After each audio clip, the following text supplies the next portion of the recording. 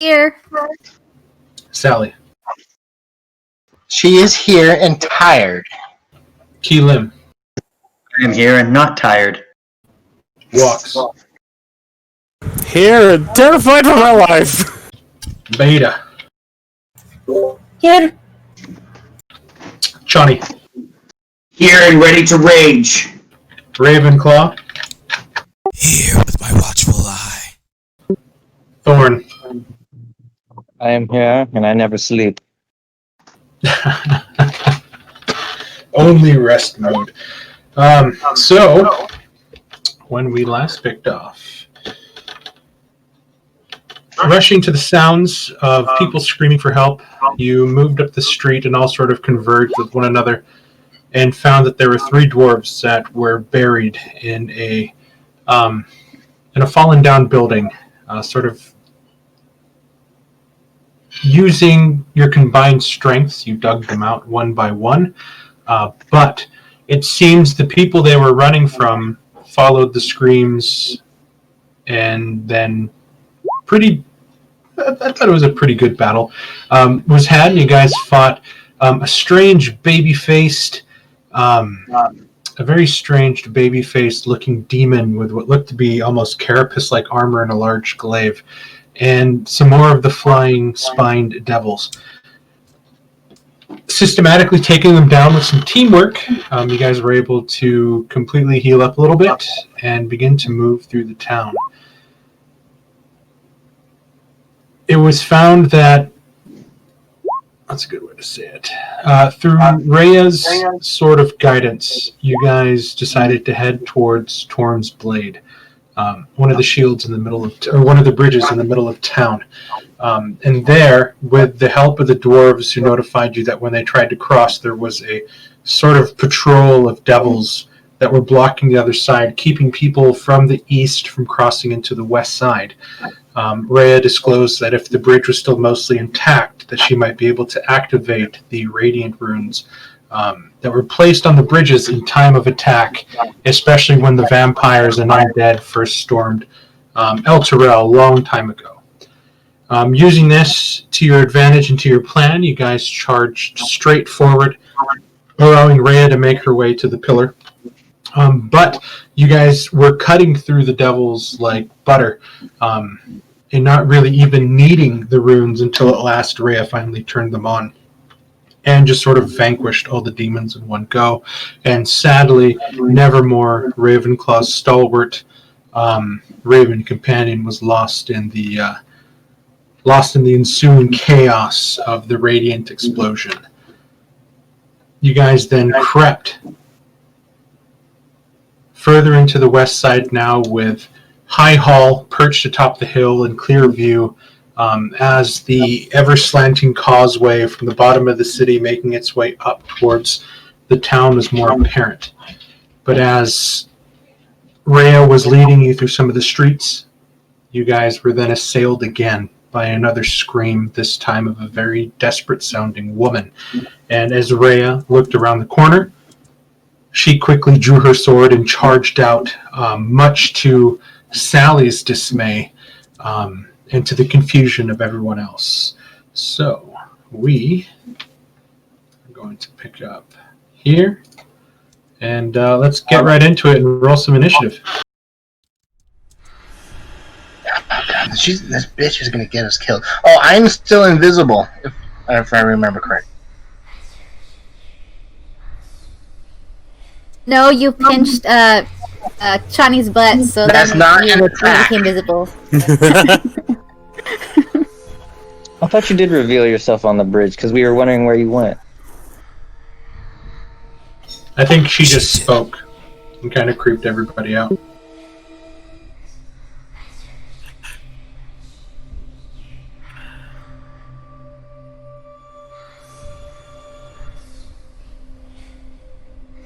Oh, Rhea.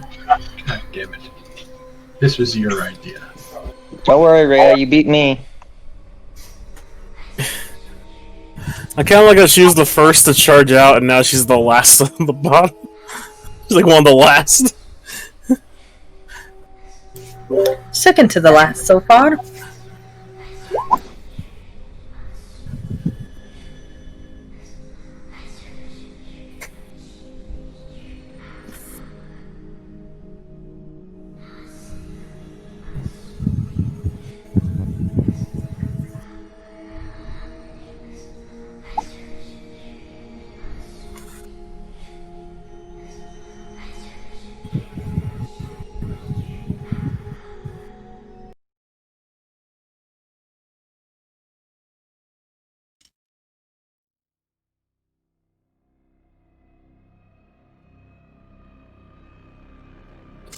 We are going to keep the dwarves as non-combatants and out of the initiative. We're going to do top of round 1 with Keelim.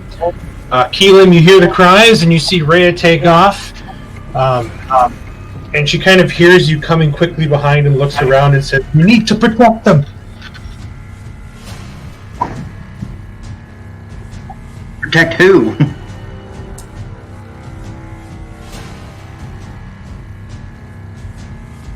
You look and you see a very bedraggled mother carrying in both of her arms her 2 children, running away from what looks to be 3 bearded devils. Oh, them.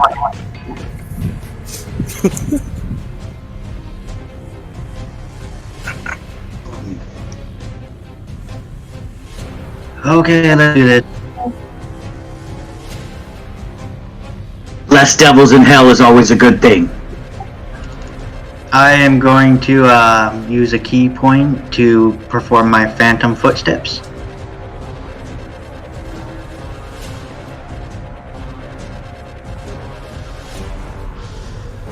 Is this cart difficult terrain?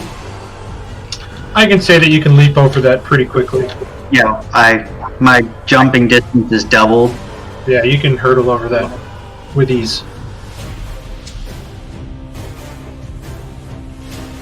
I will go right here and I will rush past and I say, keep moving.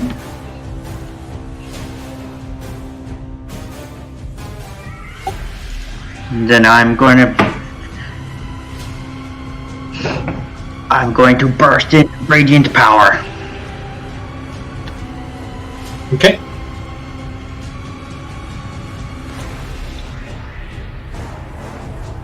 And that was your action to do that, right? I used my move, my bonus move to dash, and then my action to overcharge. Okay. Harkina, the mother, is going to go 5, 10, 15 feet to there as she's encumbered by her 2 children. That's as far as she can go. I don't know if anybody else can see my aura. I think we're like promptly around the corner still.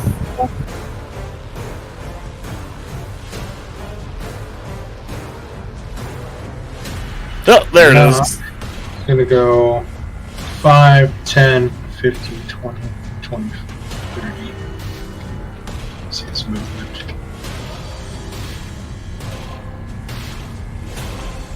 30 feet. He's going to double move to get to her.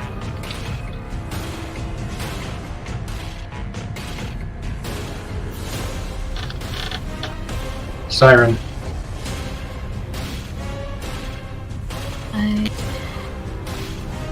25, 30 right here. I'm gonna shoot my longbow at him right now.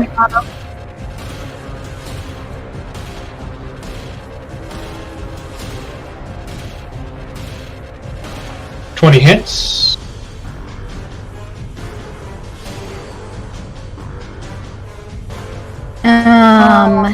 And then I'm gonna dash 5, 10, 15, 20, 25, 30, and that ends my turn. Okay. Ravenclaw. She's getting brave.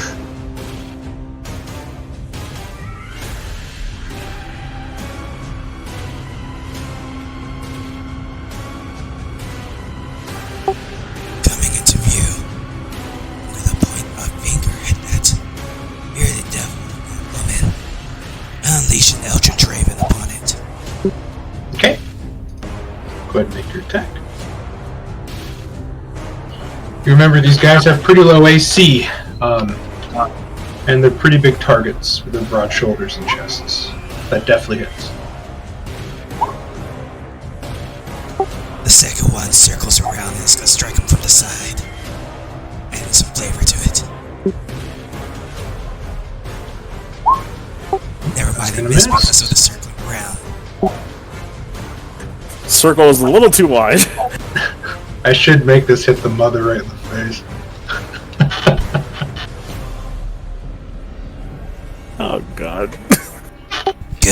attack has advantage as actually, yeah, let's as you try to send your raven aside, you sort of lose control and it crashes into the wagon.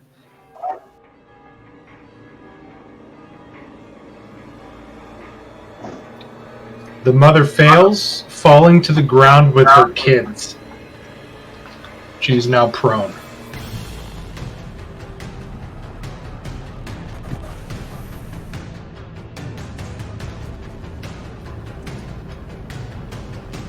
Do you have any bonus actions you want to use? No. Okay. Walks. I did not like that crashing sound.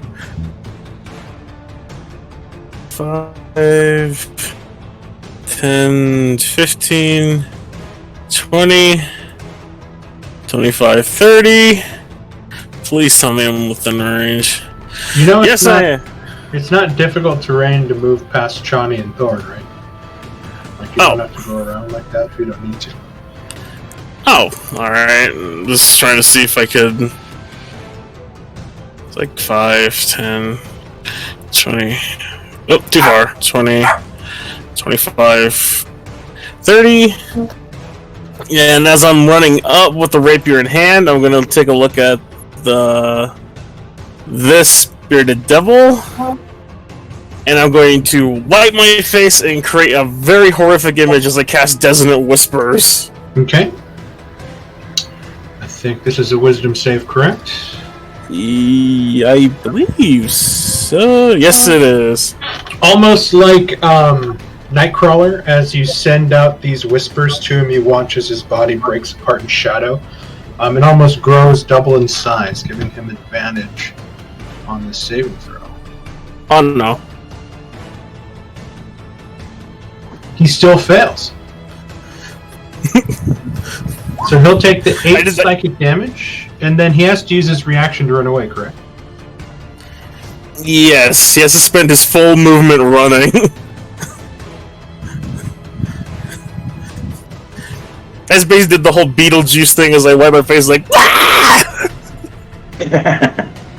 Let me read the spell here. You whisper, the target must make a wisdom on a failed save. It takes and must immediately use its reaction if available to you this far. Okay, he's going to move 30 feet straight back. 5, 10, 15, 20, 25, 30. And then he's ending... Well... Let me read Radiant Consumption again. It's at the end of my turn. They take damage. Oh, it's just the end of your turn? Okay, he'll take the damage because you go before him. Walks, is that the end of your turn? And probably seeing Keelim, I will, should I? Yeah, I should. Hold on. Ravenclaw, your Eldritch Blasts move 10 feet back. Yes, I forgot I had 3 invocations and I had that one added. 10, 5, 10, 15, 20, 25, 30. Okay, so That's still range. 10 feet. So he still moves away. We're good to go. And seeing Keelan suddenly go Super Saiyan, I will basically yell aloud, let them cower before fury, and give him a bardic inspiration. He's using all for one full cowling. I like that. Well, actually, it's one for all.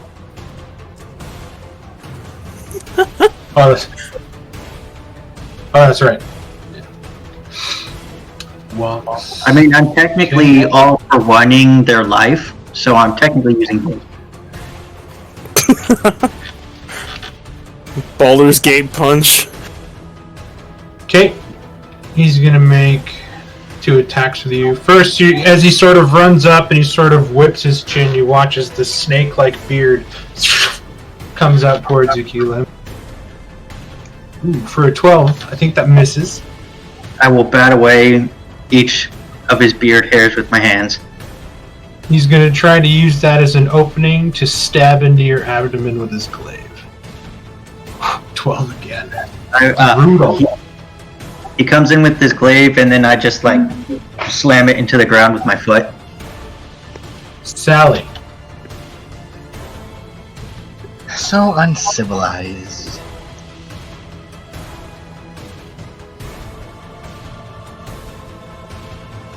I felt a ghost whoosh through me.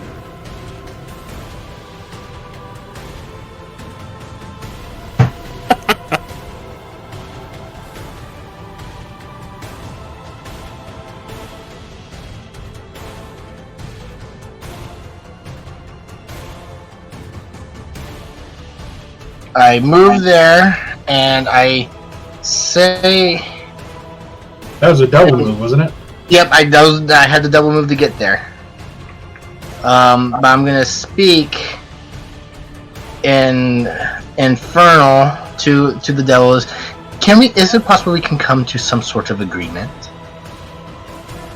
Shut up, Sally. Okay, that's the end of Sally's turn. Beta.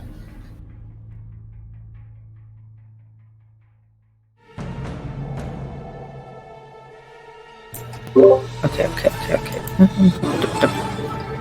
It's funny, Siren, because you said you were being crazy, and then Sally upped you're crazy. And wait, dang it. 5, 10, 15, 20. I got distracted there for a second. Oh shoot.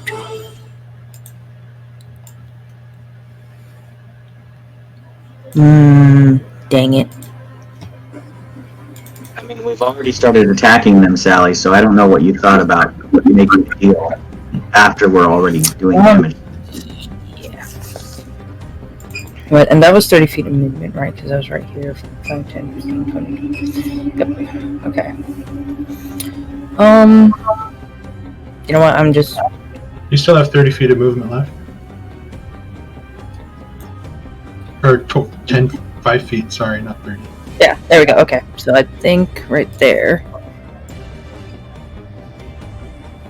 Nope, still too far away. Alright. Oh, shoot. Maybe. I think I can still hit them with... I'm gonna shoot a crossbow at the guy in front of Keelan. Is it a light crossbow or a hand crossbow? It'll be a disadvantage because it's a hand crossbow. Yeah, it's a Yeah, hand crossbow would be disadvantage. A 12 just misses. 8320 is a light crossbow, not a hand crossbow. Actually, that said short bow. Yeah. Well, a handbow. Yeah, I believe it's a light crossbow. That's what I have. No, you put short bow. You put short bow on there, so this is an actual two-handed short bow quiver of arrows. I will remember that. Okay. Okay, that one just misses. Okay, and it's still a disadvantage for that stuff, right? For the short bow. No, you're within 80 feet, I think. Yeah. Yeah, they're all within range, so it would have been at normal. Yeah, which is the still 12 just misses. Yeah. 13 AC. All right, and that's all she's gonna do. She's gonna stay right there. Watch me, princess.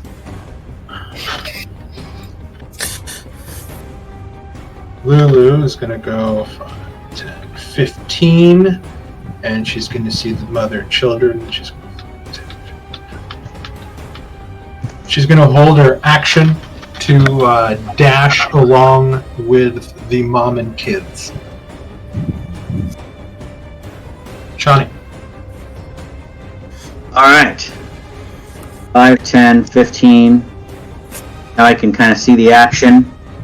20, 25, 30, 35, 40. How's it going there, Siren? Looks like we're in the thick of it again. I think I can probably throw a javelin. What is my javelin's range? It is 3120, just like a hand crossbow. So it would be disadvantage. but I am going to go ahead and throw a javelin at this guy who looks weak already. At disadvantage. Okay. Oh, that just misses by 1. Alright. I'll have to go get that javelin in a minute. You didn't want to throw it. You didn't want to try to throw another one. Well, I guess I can. Yeah, I forgot I had multi-attack. I absolutely will. I'll throw both my javelins, because I'll get there with my sword on the next round. Oh, well, that wasn't much better. God dang it. You're All supposed to aim for the center, not the side! Now there's 2 javelins clanging on the ground over here, and I'm drawing my greatsword. I'll come running next turn. This guy yells to you, Sally, "Give us the children!" 5, 10, 15, 20, 25, 30, 5, 10. Now, he's within range of Lulu's aura thing, right? And so is Sally. Does that make Sally visible? Oh, it does.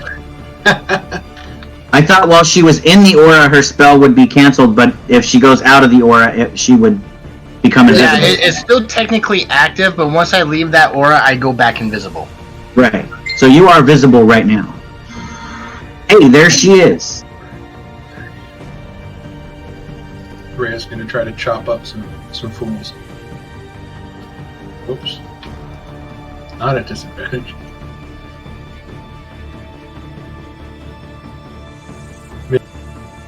Missing. Wow, I'm rolling terrible tonight, guys. Sorry. Thorn.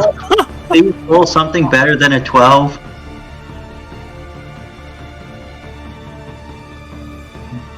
Thorn's gonna double move. Thorn said he could kill them all, so watch him do it. Yeah, Thorn can kill them all, but he's just slow. Can I stand in either of these 2 spaces? These spaces here are navigable. They're just dried out bushes that you can just stomp down.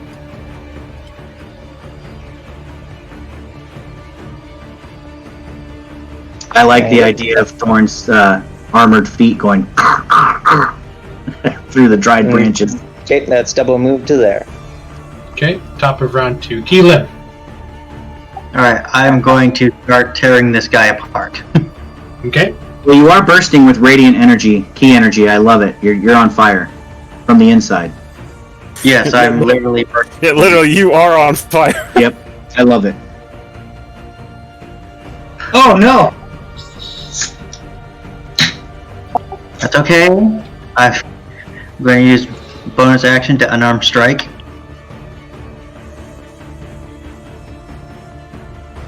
Oh my god. Are you serious right now? Hey, Jeremy, can you roll something better than a 6?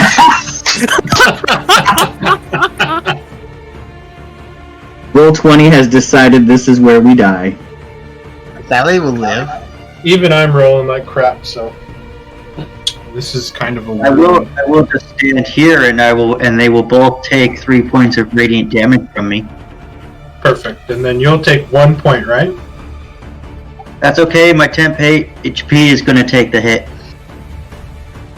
I'm still feeding off that last guy I consumed. Okay. Nod is going to move forward after feeling that, and he's going to attack you. With advantage on his first attack.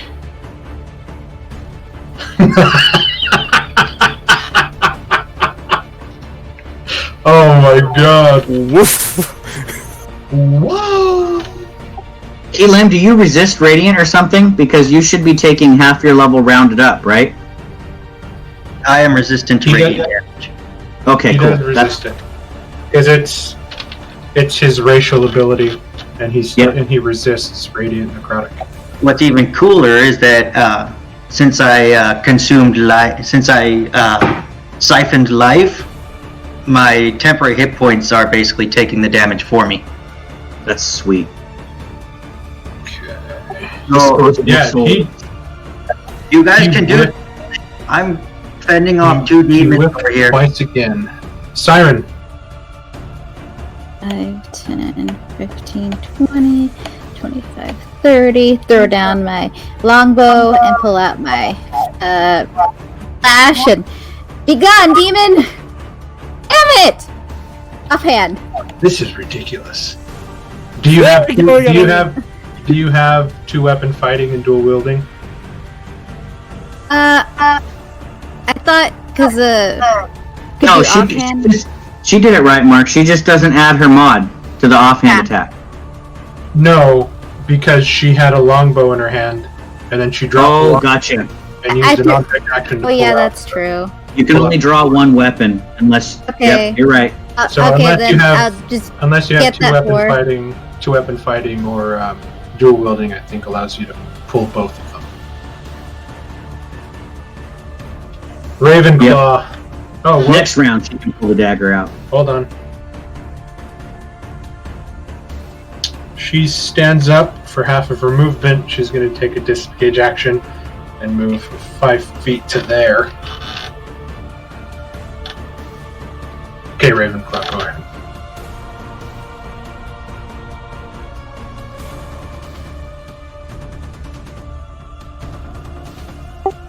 Pointing at the same one that I pushed back. I'm gonna unleash 2 Eldritch Ravens on him once more. Okay.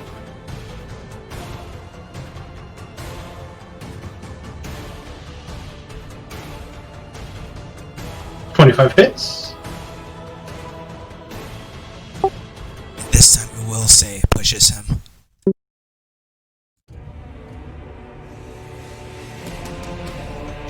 $12 just misses.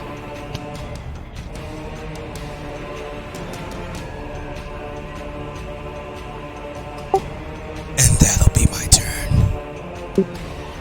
Walks. All right, let's start clearing, shall we? 5, 10, 15. Thank you. 20, 25, 30. Leap up into the air with my rapier out. Have at thee, demon, and I'll strike. Okay. 15 hits.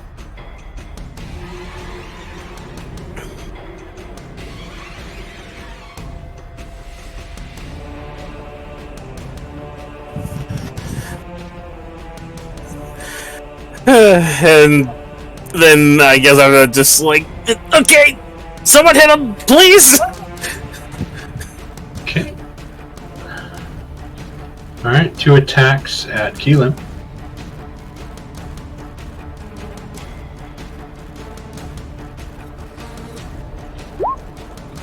There's a hit. Keelan, you take 6 points of piercing damage. I need a Constitution saving throw.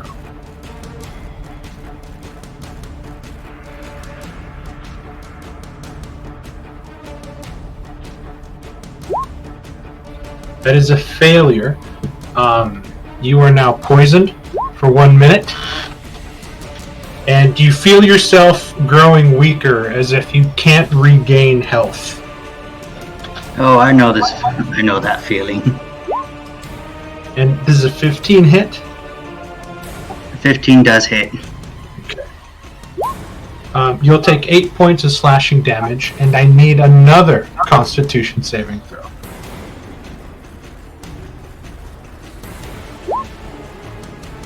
That is a success.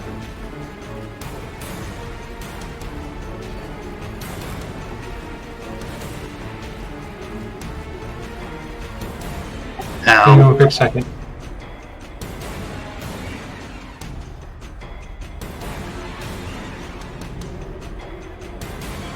Okay. Sally.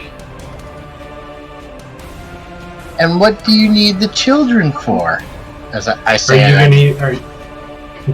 gonna use your action to speak, or are you gonna do something?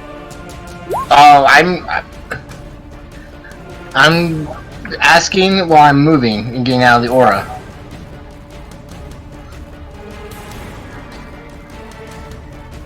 Okay, that's difficult terrain on that side with that wagon there, so keep that in mind. Okay, so is that difficult terrain right there? Yes, so you'll have to go, like, So that's 10, 20, 5, 20, 25. There you go. 30. Okay, Perfect. so I'm out of the aura, I'm back invisible, and I ask the question. Okay. He just answers at the voice because they're delicious. Okay.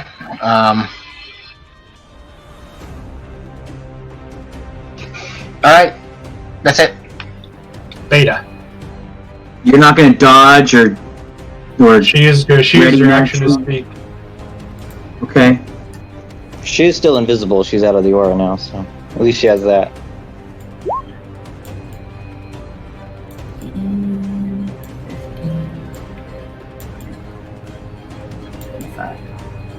And I'm just gonna move right there. And then this one, right here. Oh, come on. I'm going to Sacred Flame. Or try to. As you cast your Sacred Flame, it has no effect within Lulu's Holy Aura. Oh. That's right, she negates the spells. So let me do this. Alright.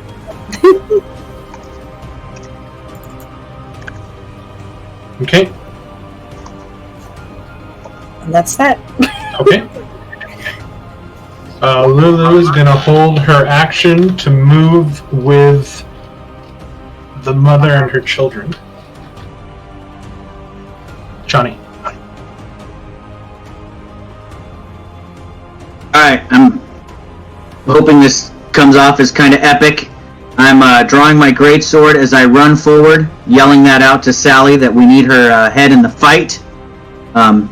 We need her on our side, not the devil's.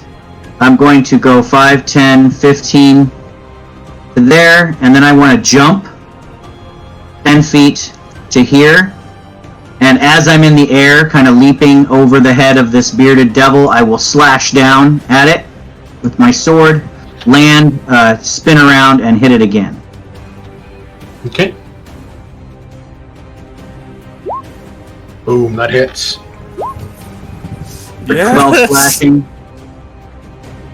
Well, maybe hit it again unless it's dead. Oh, and it's still very much alive. Alright, so spinning around on my heels, I will slash at it again. Oh! Granting That- advantage to myself. That will miss. I moved Rhea's token back so you guys can see the devil's hit points. Okay.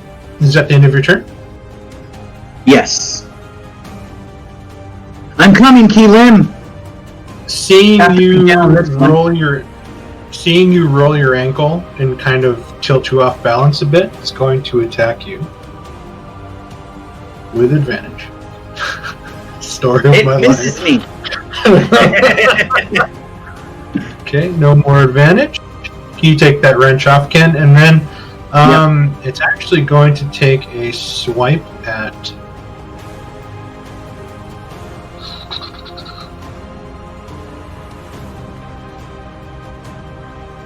It's going to take a swipe at Siren. 23. Where was that when I had advantage? Jesus. Thank goodness it wasn't there. I need my hit points. I'm not raging. Siren, you take 2 points of slashing damage, but I need you to give me a Constitution saving.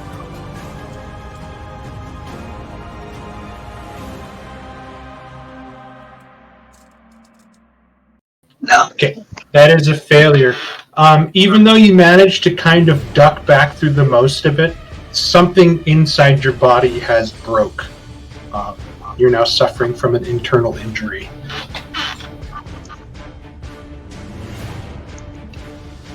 Rhea is going to try to avenge you and cut into this thing, hopefully not rolling a fucking 12.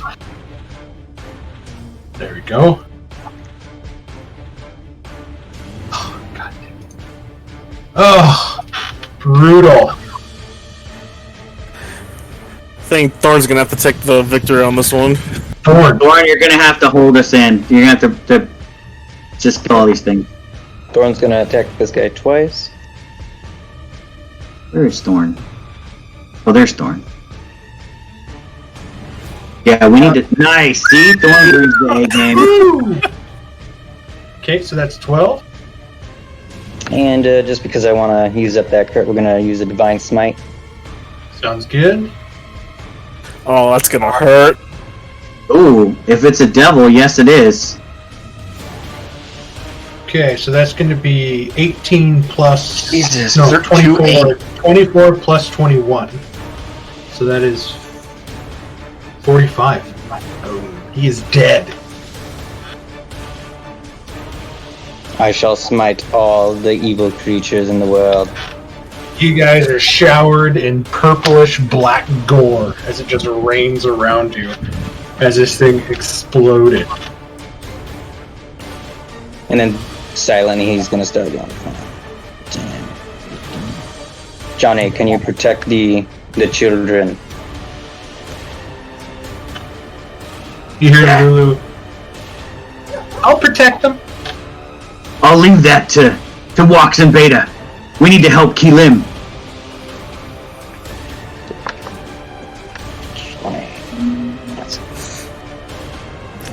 I just washed my clothes too.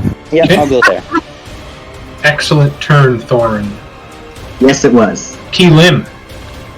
So Keelim is going to move here, hopefully getting this guy in his aura as well. He is over halfway in. And he is going to try and attack Thune with disadvantage.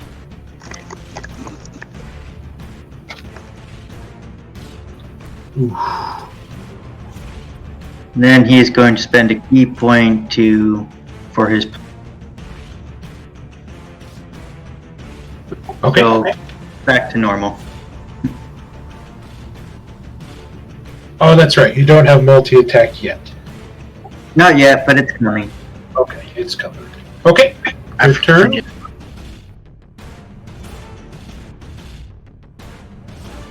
know what? The radiant damage is kind of pissing them off, so he's going to come up. And he's going to make an attack at you. Both take another 3 radiant. Yeah, at the end of That's your right. turn, they take it.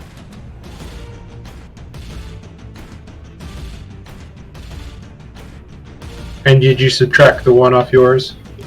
Yes, I did. You Okay, so- you guys can see that sweat is like pouring down Keelim's face as he's trying to resist his own radiant power while fighting off this poison. This is with a 13, but he is going to come around and he's going to try to smash you with his glaive. This one is at disadvantage. Missing with a 12. I'm still able to focus enough for my defense. He's going to move here. Siren, at the beginning of your turn, you cough up blood. You take 10 points of damage. Oh no. Holy! I'm still alive by 1. Oh! Something is seriously wrong in the inside of your body. Did she get critted on? No, she got poisoned. 5, 10, 15, 20, 25. I attack Siren as she walks by. No, I'm joking. Siren, Keelim's radiance is probably going to kill you unless you move out of there. I will. That's why I have 5 movement left. Don't Let worry, me pick off. after my next turn.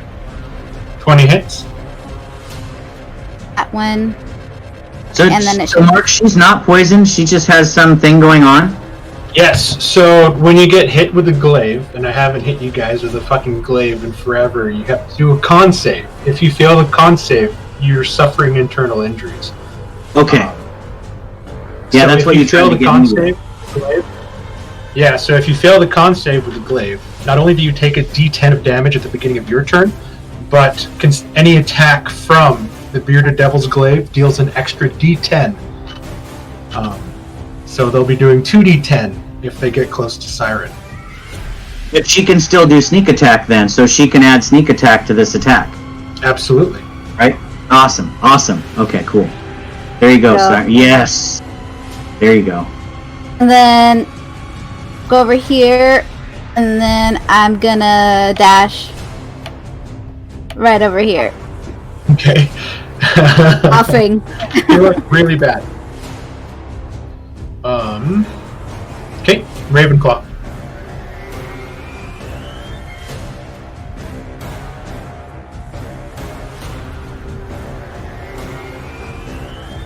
Points at that bearded devil once more and say, "Get away from my friend."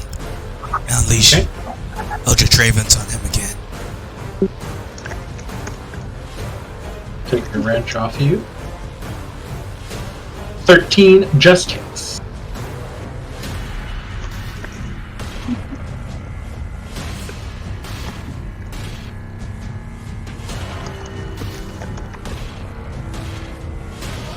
And then I'm gonna point over to my other friend, Siren, and send a healing raven over her way. Okay.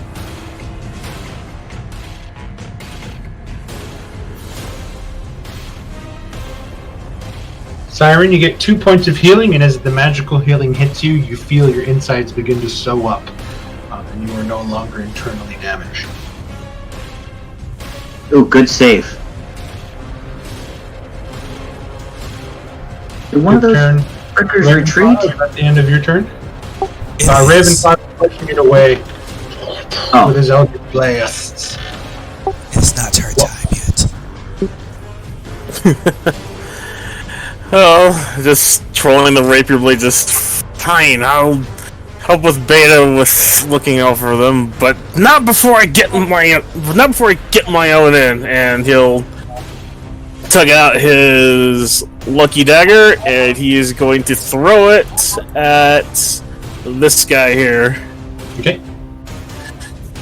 Just give it a quick lay fortune do your thing, and damn it. Wide right.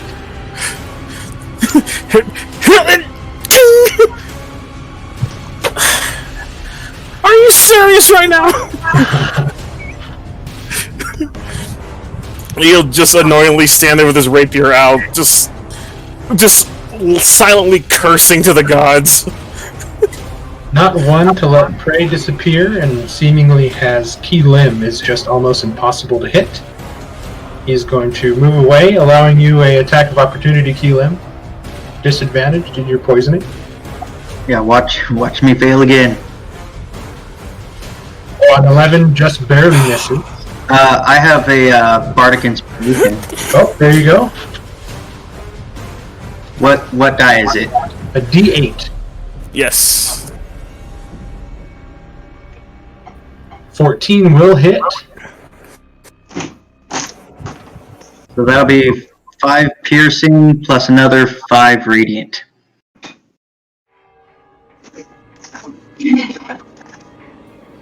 Okay. Then he's going to continue. 5, 10, 15, 20. He's going to try to get Siren.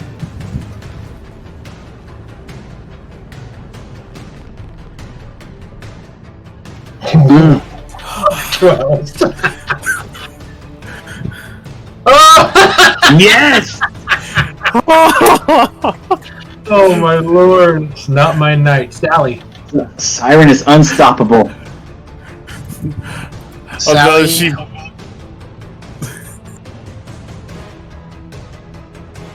Upon hearing their answer for why they want the children, Sally will take a step back.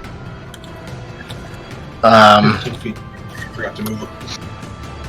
And she's going to cast Ray of Frost Okay. at the devil. Now this is with advantage, right? Because I'm invisible. Yes.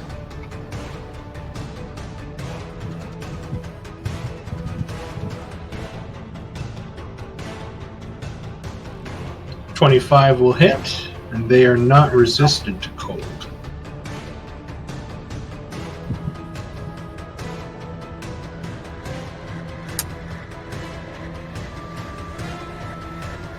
I yell over my shoulder, "That's better! Glad you could join us." And his movement speed is reduced by 10 feet, and you are now visible.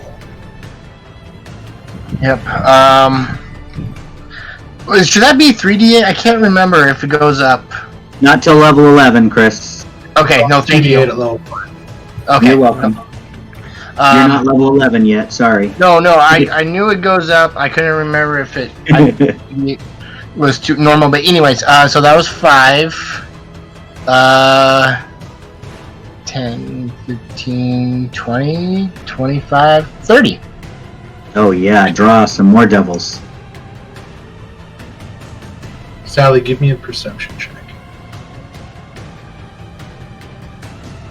I'm going to use my point of inspiration that I still have on my character sheet to gain myself advantage.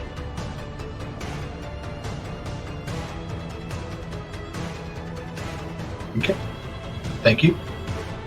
Beta.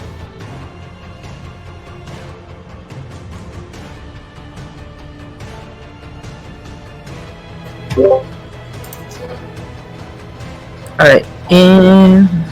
Oh, dang it. No. Shoot this one. Don't let it escape. Okay. Come right up here. There we go. Now it should be perfect. Alright. Oh, no, wait. Shoot. Oh, no, wait. Okay. Yeah. I'm gonna shoot it with my crossbow. Short bow. Okay. My bow. Point blank Legolas it, and you just... Hey, which one are you shooting at, Beta? Dang it. I was shooting at the one, Oh. Yeah, the 12 will just miss. Mm-hmm.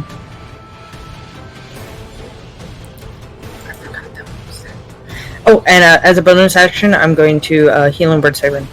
Okay. Lulu is going to use her action to dash with the mother.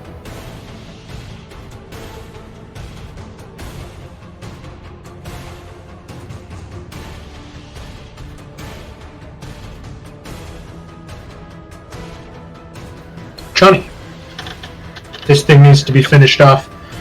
I will not let it harm you, little sister. Mark, is it an action to hand Siren a potion of healing, or is that like just part of my action, my attack action, or a bonus action? I'm not giving it to her, like to feed it to her, I'm just handing it to her. Or I won't, if you say it's an action. If you're not feeding it to her, I'd say that's just to use an object action. Okay, so I had my hand in my belt pouch, I grabbed my potion, and I just kind of hand it to Siren. And then I go full-on Rage Beast monster, and I'm going to recklessly attack this thing twice to hack it out of existence so Siren can freely drink the potion without being cut down. I think you could technically kill this thing in one hit. So. That's what I'm going to try to do. So I am recklessly attacking. Here's one attack. That hits. For 6. What was that? And then there's another one for 12 more. That, so 18 kills him. He had 17 left. Yeah, so basically I'm just coming down on his head, hack, like repeatedly as it dies, and then I'm going to howl out in anger and move 5, 10, 15, 20, 25, 30, 35, 40 to try and stay out of Keelim's aura. So you are running through a broken down house, so that is difficult terrain, as you can see. Oh, okay. The wood.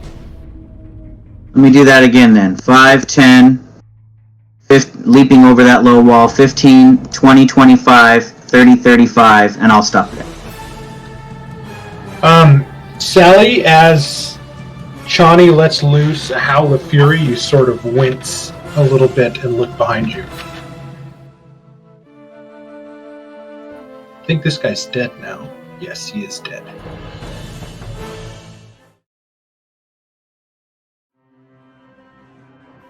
There we go. Rhea is going to go 5, 10, 15, 20. She's going to stop in front of Keelim's sort of radiant energy, and she's going to hold a hand out to Keelim. She's going to say the word endure, and she's going to cast Healing Word 2nd level. I'm still poisoned. Oh, she doesn't know that. And she holds it out to you, and she sees that nothing takes effect. And she sort of looks at her power, and she kind of gets a little panicky, thinking that she's losing touch with her god. I will like tap at my chest, just like, no, it's in here.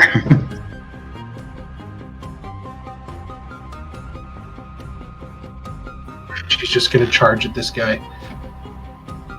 Tears getting ready to stream down her face. Thorn.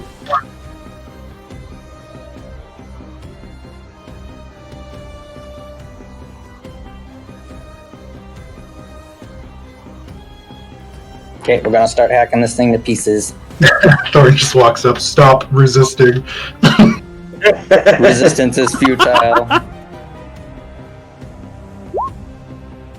The 11 will miss. Bugger, and so will the 9.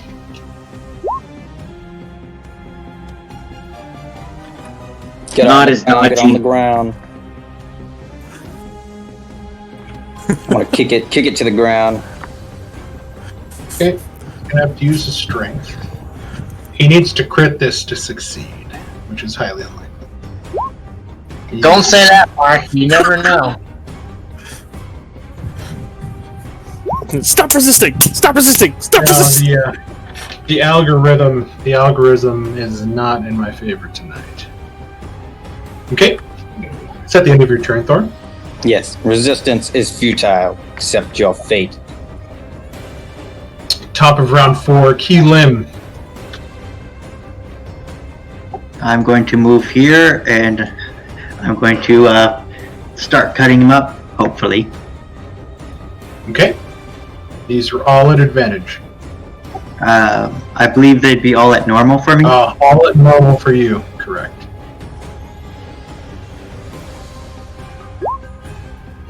Ten will miss. And I guess I will use bonus action unarmed strike. 21 hits. That'll be 4 bludgeoning plus another 5 radiant. Are your attacks magical yet? Not yet. Okay, so he'll take 2 of the bludgeoning, but as you punch, you feel the radiant fire beginning to singe and burn into his skin like a brand.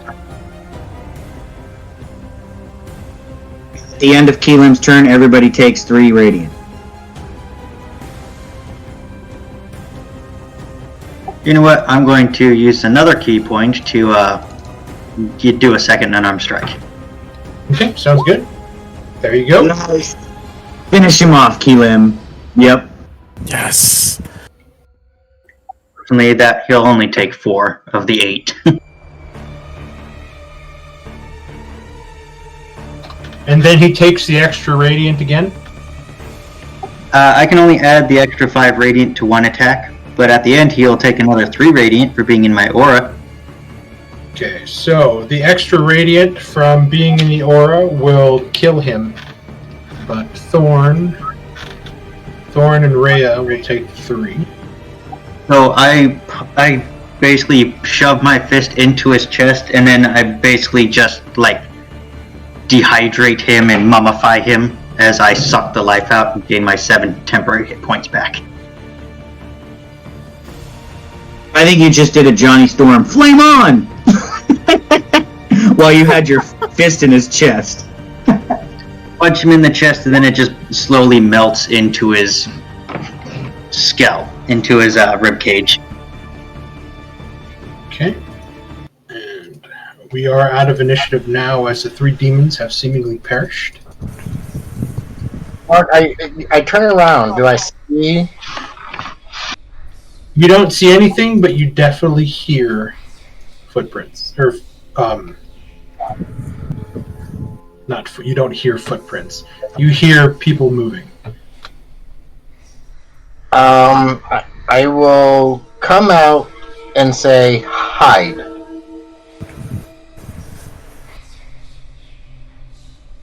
We have company our way. Hide. You guys begin to hear it too, the sound of what seems to be like marching feet. Still off at a distance, but getting louder. Let's see who it is before we do anything rash. And I look at Red. Ravenclaw. As you move over, you see Lulu sort of like swarming around the mother and the children. You see that she's just kind of sobbing, just over and over again. Thank you for saving us. Thank you for saving us. Let's check this. I completely ignore Sally's advice and walk up to that low wall and stand on it to gain another half a foot of height. And I call into the alley, "There will be no more bloodletting here today. You should leave." In my loudest voice possible. You hear an echoing call. I get an advantage. You hear an echoing call, Shawnee.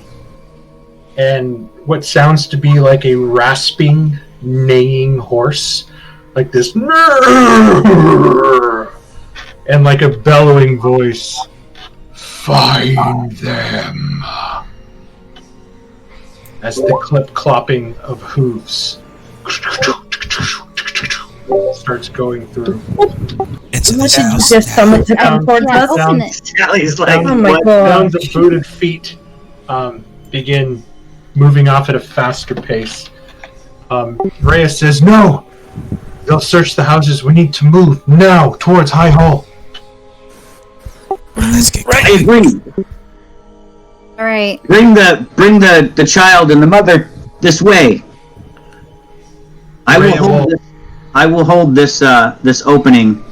I'm gonna watch this alley till everybody's behind me. Rhea's gonna holster her swords, and she's gonna take the 2 children in both of her hands, and she's gonna put the mother's hand like on her belt, telling her to hold on, and she just starts running, and Lulu starts following them as they start heading to the west. The dwarves are in tow, moving behind.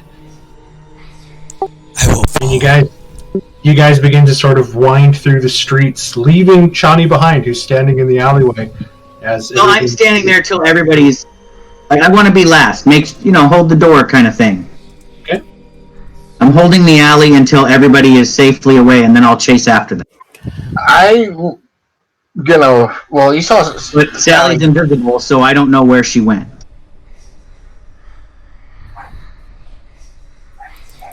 You guys begin to move up the alleyway. You see. So I think I'm in the rear, Sally, unless you're behind me. But I'm trying to. What seems to be a house that's burning, and Rhea makes the call since you guys are letting her lead, and she points to the left while she has one of the kids on her shoulders, and then she takes off down an alleyway this way, and the group kind of follows.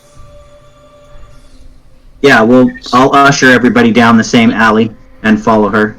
You guys begin to run and run and run and run and run and run at a dead sprint, going steadily uphill. It's been a minute since you guys rest, so everybody give me a Constitution check.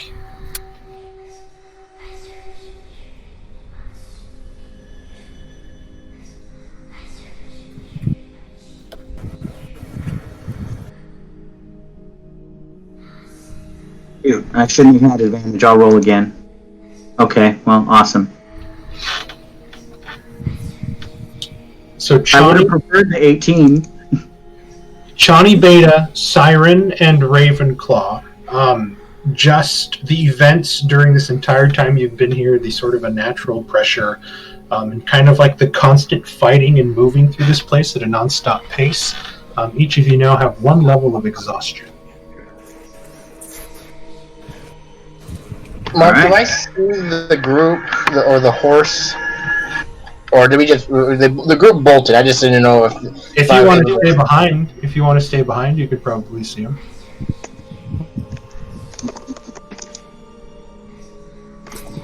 On your left. Dawn says as he runs past everybody. Oh, I don't God think I dang. can go much longer. You can and you will. Passes Thor. My legs hurt. I'm coming. Don't you rush me. I'm going as fast as I can. Where am I on my breath? Oh, bloody hell. Thor, help me push these ladies up! So, Mark, just for your information, with the level of exhaustion, my passive perception is a 9, so I probably won't notice anything Okay. as now I'm running. Okay. Lim, after being poisoned and pushing himself so far, he will go back and he goes, "You need a hand?" And it's at this point where Siren's like, I don't know how much longer I can go. That Rhea sort of moves both kids into like a cradle carry, and then she drives her shoulder into one of the doors, knocking it over, and you guys take refuge inside this house. As you guys begin piling in one by one, the dwarves coming in last, and they sort of close the door and kind of bar the windows. There's a god-awful stench in this house. And you look around and you see that there's rotting bodies. Kind of people die where they lay. Some of them have like chew and bite marks on them, as they're all just kind of laying on the ground in like terrible positions. Some of them like bodies broken. But for now, you guys are somewhat safe. Rhea leads the mother and the kids to the back with the dwarves, and she creeps forward, and she kind of comes close to the window, and she's kind of peeking in and out, looking back, and you can see that she's trying to make sure that you guys weren't followed up here. Alright, I would like to, if possible, short rest here and take some drinks of whatever water we have left and bandage some wounds. You guys were able to refill. You guys were able to refill your water flasks back at the dead schoolhouse because Ray was able to bring up some fresh water from the cistern that was still there. Thor's going to do a quick divine sense to make sure there's none of these bodies are undead. Thank you, Wax. No problem. After just making sure everything's clear, I'll start to hum a very light tune, just quiet enough that only us can hear. So, Mark, Sally, as you hang back a little bit, kind of keeping the group close and kind of looking behind, you see that just as everybody begins to turn into the alleyway off to the left around the fire, a large knightly figure, like seemingly giving off that sense of fire, that the one that scared Lulu so much that you guys saw was just murdering people left and right, sort of rides in and starts clopping around and looking at the dead bodies as more of those little baby-faced devils with their glaives and their strange armor sort of come running in behind it, and they start scouting and going through the entire area.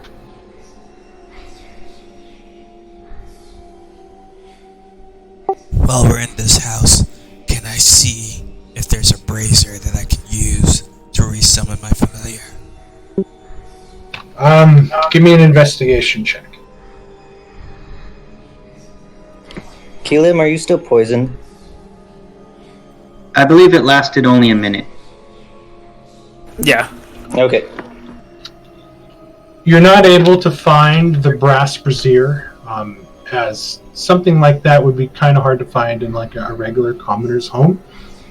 You do, however, find a small chest hidden in a false bottom drawer underneath like the sort of kitchen counter. Siren, think you could pick this? I found a chest here. Well, we can try. do that I at could try to disadvantage? break it, but I'm feeling pretty tired. You see that it's a very basic sort of lock. What's your passive thieves tool check normally without the mind? All I know is I have a +9 to do it, so I don't know how to add passive. Even with a passive score of 14, you manage to pick the lock by taking your time, and you open it up and you see that this is the kind of like people's life savings that they were kind of trying to store up. Inside you find 120 gold, 100 silver, and about 170 copper pieces.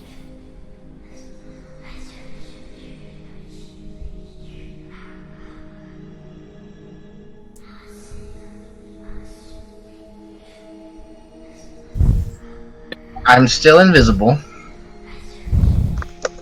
No, you're not. At this point, I'm staying behind. Okay. And I see them, and I call out, "Did you find what you're looking for?" Damn it, Sally. And Infernal. Not while you're close to us, right? Nope, I stood back. You guys don't know where I'm at.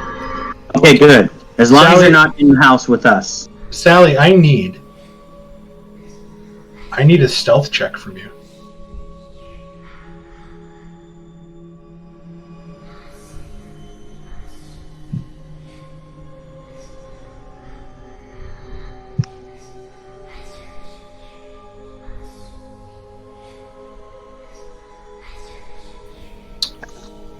You watch as the knight's head turns, zeroing in exactly where you're at, and he starts taking off towards you.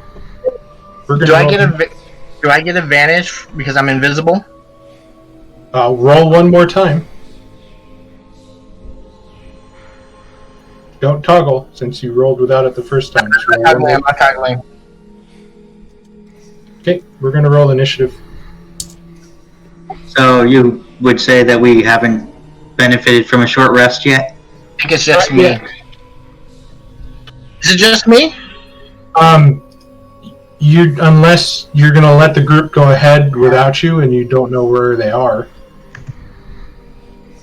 Because if you've been hanging back this whole time while they've been taking a short rest, then you have absolutely no idea in the town where they're at.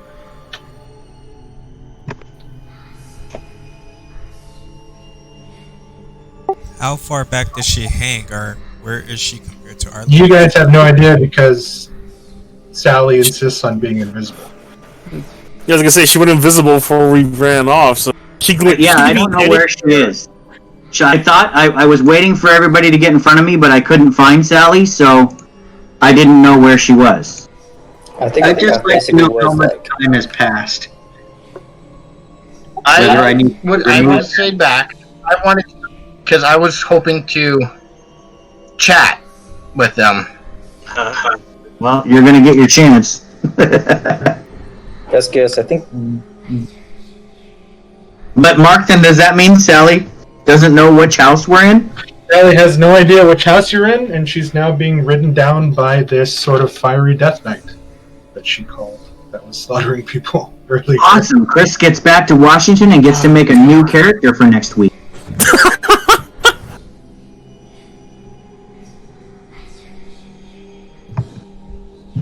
Welcome home, friend.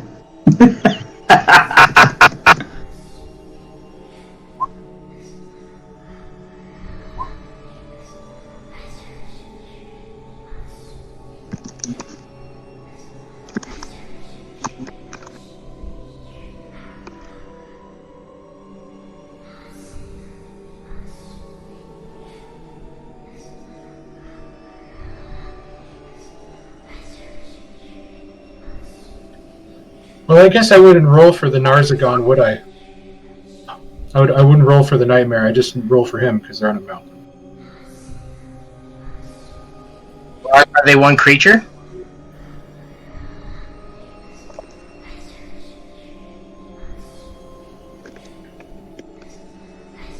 Okay. Sally, you're probably about 200 feet away. And you sort of call out, find what you're looking for. But somehow he was able to sort of pinpoint your location just by following the sound of your voice. And you watch now as he sort of holds his hand out towards you, and the nightmare begins to rear up, getting ready to charge in your direction.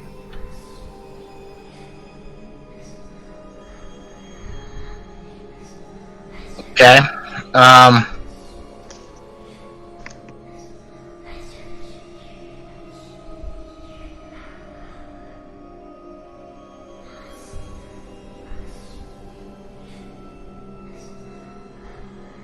I'm going to.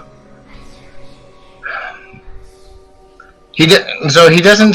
So I know I tried. I was trying to do something, and I get it backfired, which is no problem. It's part of the game. I'm still invisible. He probably can see me if he was able to pinpoint my exact location, but still,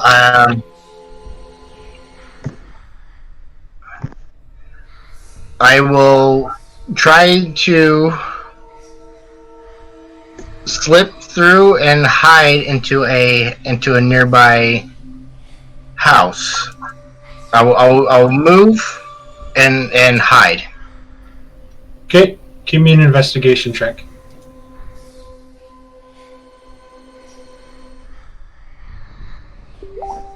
Okay, you're having a hard time trying to find an unlocked door. So you go ahead and you kind of crease yourself in between two buildings and kind of press yourself in flat. Give me a stealth check.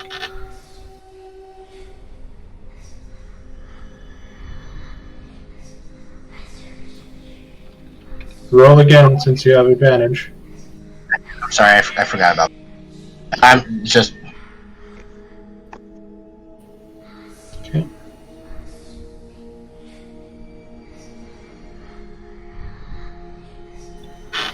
As you duck in, you watch as the nightmare was sort of on its hind legs, and then it just kicks off and it begins to run through the air, leaving flaming footprints in its wake as you duck into the alleyway. As you sort of move in, do you move in here or here? Here or here? I will creep away. Okay, so it's running towards me no matter what. So I'm not going to ask if I'm going to duck away in the opposite direction. But I know I cannot survive a fall if I go down, so I will go inland. Okay, so you're going to move in here. You're going to use your action to hide. And as you sort of put yourself back, you kind of hit a windowsill, and it makes a creaking noise. And the horseman's going to use 180 feet of the nightmares flying to get about here.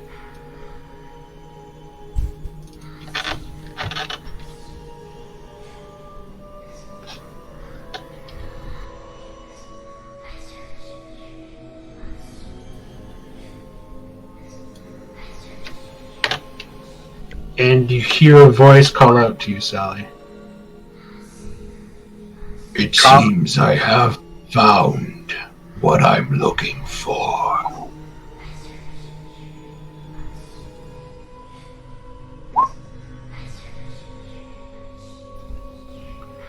What would you like to do?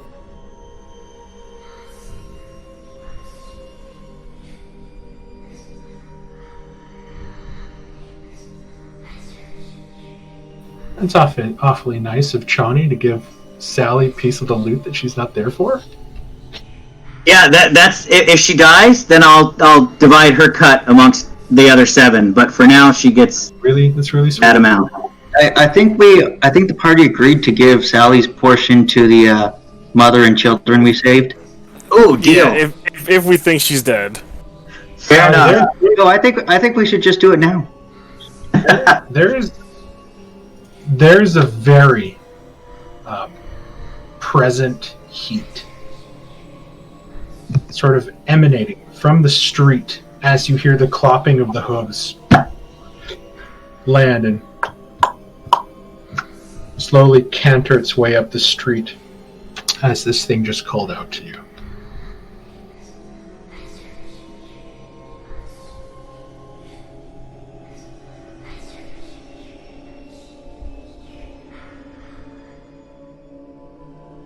I'm having a hard time.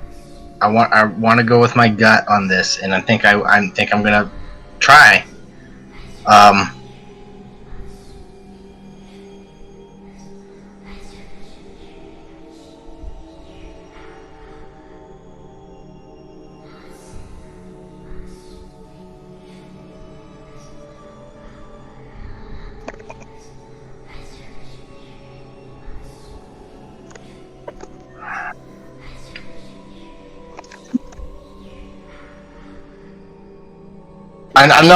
I'm not trying to take long. I really not.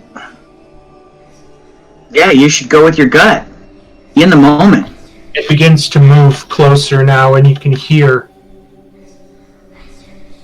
edging towards the alleyway that you're in. Okay. The nightmare sort of, if a horse could laugh, it's laughing. I can sense your soul, Black One.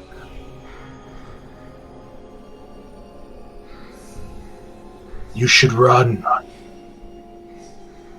It's much more sporting that way. Has anybody seen Sally? I don't think she made it. As I'm Is that with you? It's not the first time we presume she's dead. I'll just call out for her because usually she's invisible. Wait, no, we don't know if he's out there. Did the devils get her? Shh, Johnny. Knowing my character, do I have one? Yeah, everything does. It'll be just our luck that she'll just walk in any moment. I mean, if you don't want one, we can just say that it's impossible. Oh, I hope for not. resurrection. She dies. I was just curious, just for the name. But if you say I have one, then I have one. Even Thorn has a soul, albeit a weak one. A weak plant soul, but still has one. I mean, even Keelim has a soul. Keelim probably has many souls inside of him now. I tried to give away my God. Fuck me. My plan. Well, this is D&D. You try something and it doesn't work, and you live with the consequences. I mean, you called out and you failed your stealth check, and this guy has a passive perception of 17, so he was able to ascertain the direction from which the voice came. So I wanted to try to negotiate with it, make a deal.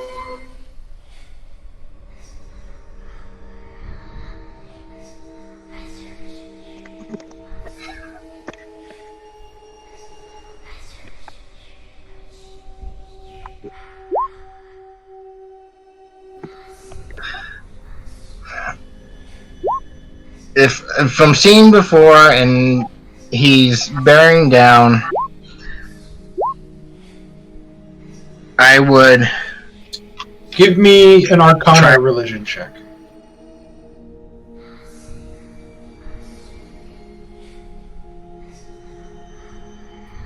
Religion, not history. Sure, give me a history check. Fuck me. There's something specific that Lulu said, that these were paladins once.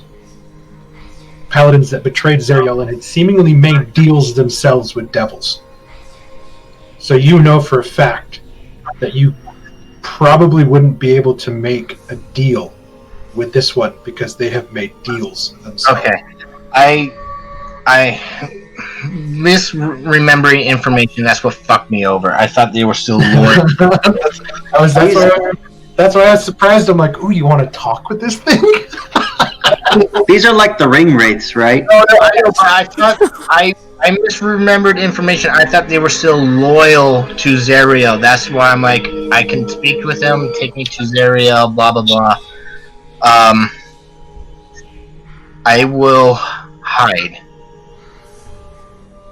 I will.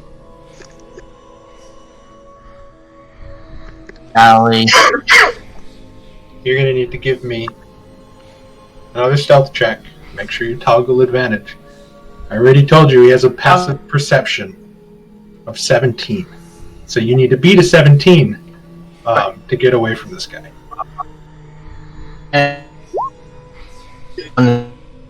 Oh, you're breaking up on me, Chris. Hello? Whoa.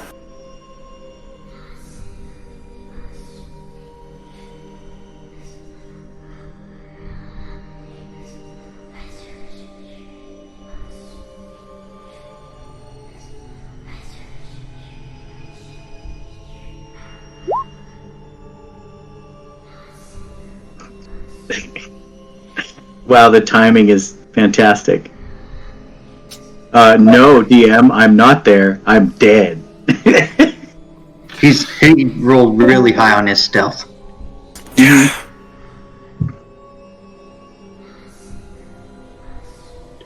He rage quit. Man, I'm so fucking nervous. Not as nervous as Sally. I still see him. Then Keelan's gonna be the only one of the original. I've kind of seen it coming. She hasn't exactly acted heroic while being in hell. I still see in the Discord. I wish I would know what Sally's motive is. She might die. We'll never figure out what she was. Let's just take a quick 5-minute break here. We'll let Chris sort his stuff out, and then we'll Right. this very tense situation. right. Feels like Sally's second motives or alternative motives might be the very thing that gets her killed. It's not good to split in hell. I mean, I did watch her negotiate with the winged devil thing, and that seemed to go okay. But this time, she just vanished. From our perspective, our character's perspective, we don't know what she did or where she went. She could be off doing deals with devils that we don't know about. That's why Beta's gonna kind of let out a little chuckle at the negotiating part. She's like, you can't negotiate with those things. They can pretend, though. Very, very well. Yeah, her motives have been suspect ever since we got here. Her motives have been suspect since I first got paired with her. Yeah, I was gonna say, from the moment we met her, we all kind of knew she was on a vengeful vendetta. I mean, well, I did take her on. They hated the Van Thampers so much that she wouldn't even let us get help from, what was it, the youngest brother? Instead, she tried to fireball him when he's running, so, I mean... I knew that she had a wicked heart, but even those with a wicked heart can sometimes be saved. And I was willing to try to help her redeem herself. You know, she did. She told me when we first got paired up that she was willing to sacrifice you all if it benefited her. Said it right to my face. Well, perhaps she sacrificed herself. That does not surprise me. I doubt that she would have done that. I mean, this hell-bent on revenge means everything to her. I doubt she would sacrifice herself to save anyone other than herself. It is Shawnee, unfortunate. You go first. It is unfortunate to lose one of my race. There are so few of us.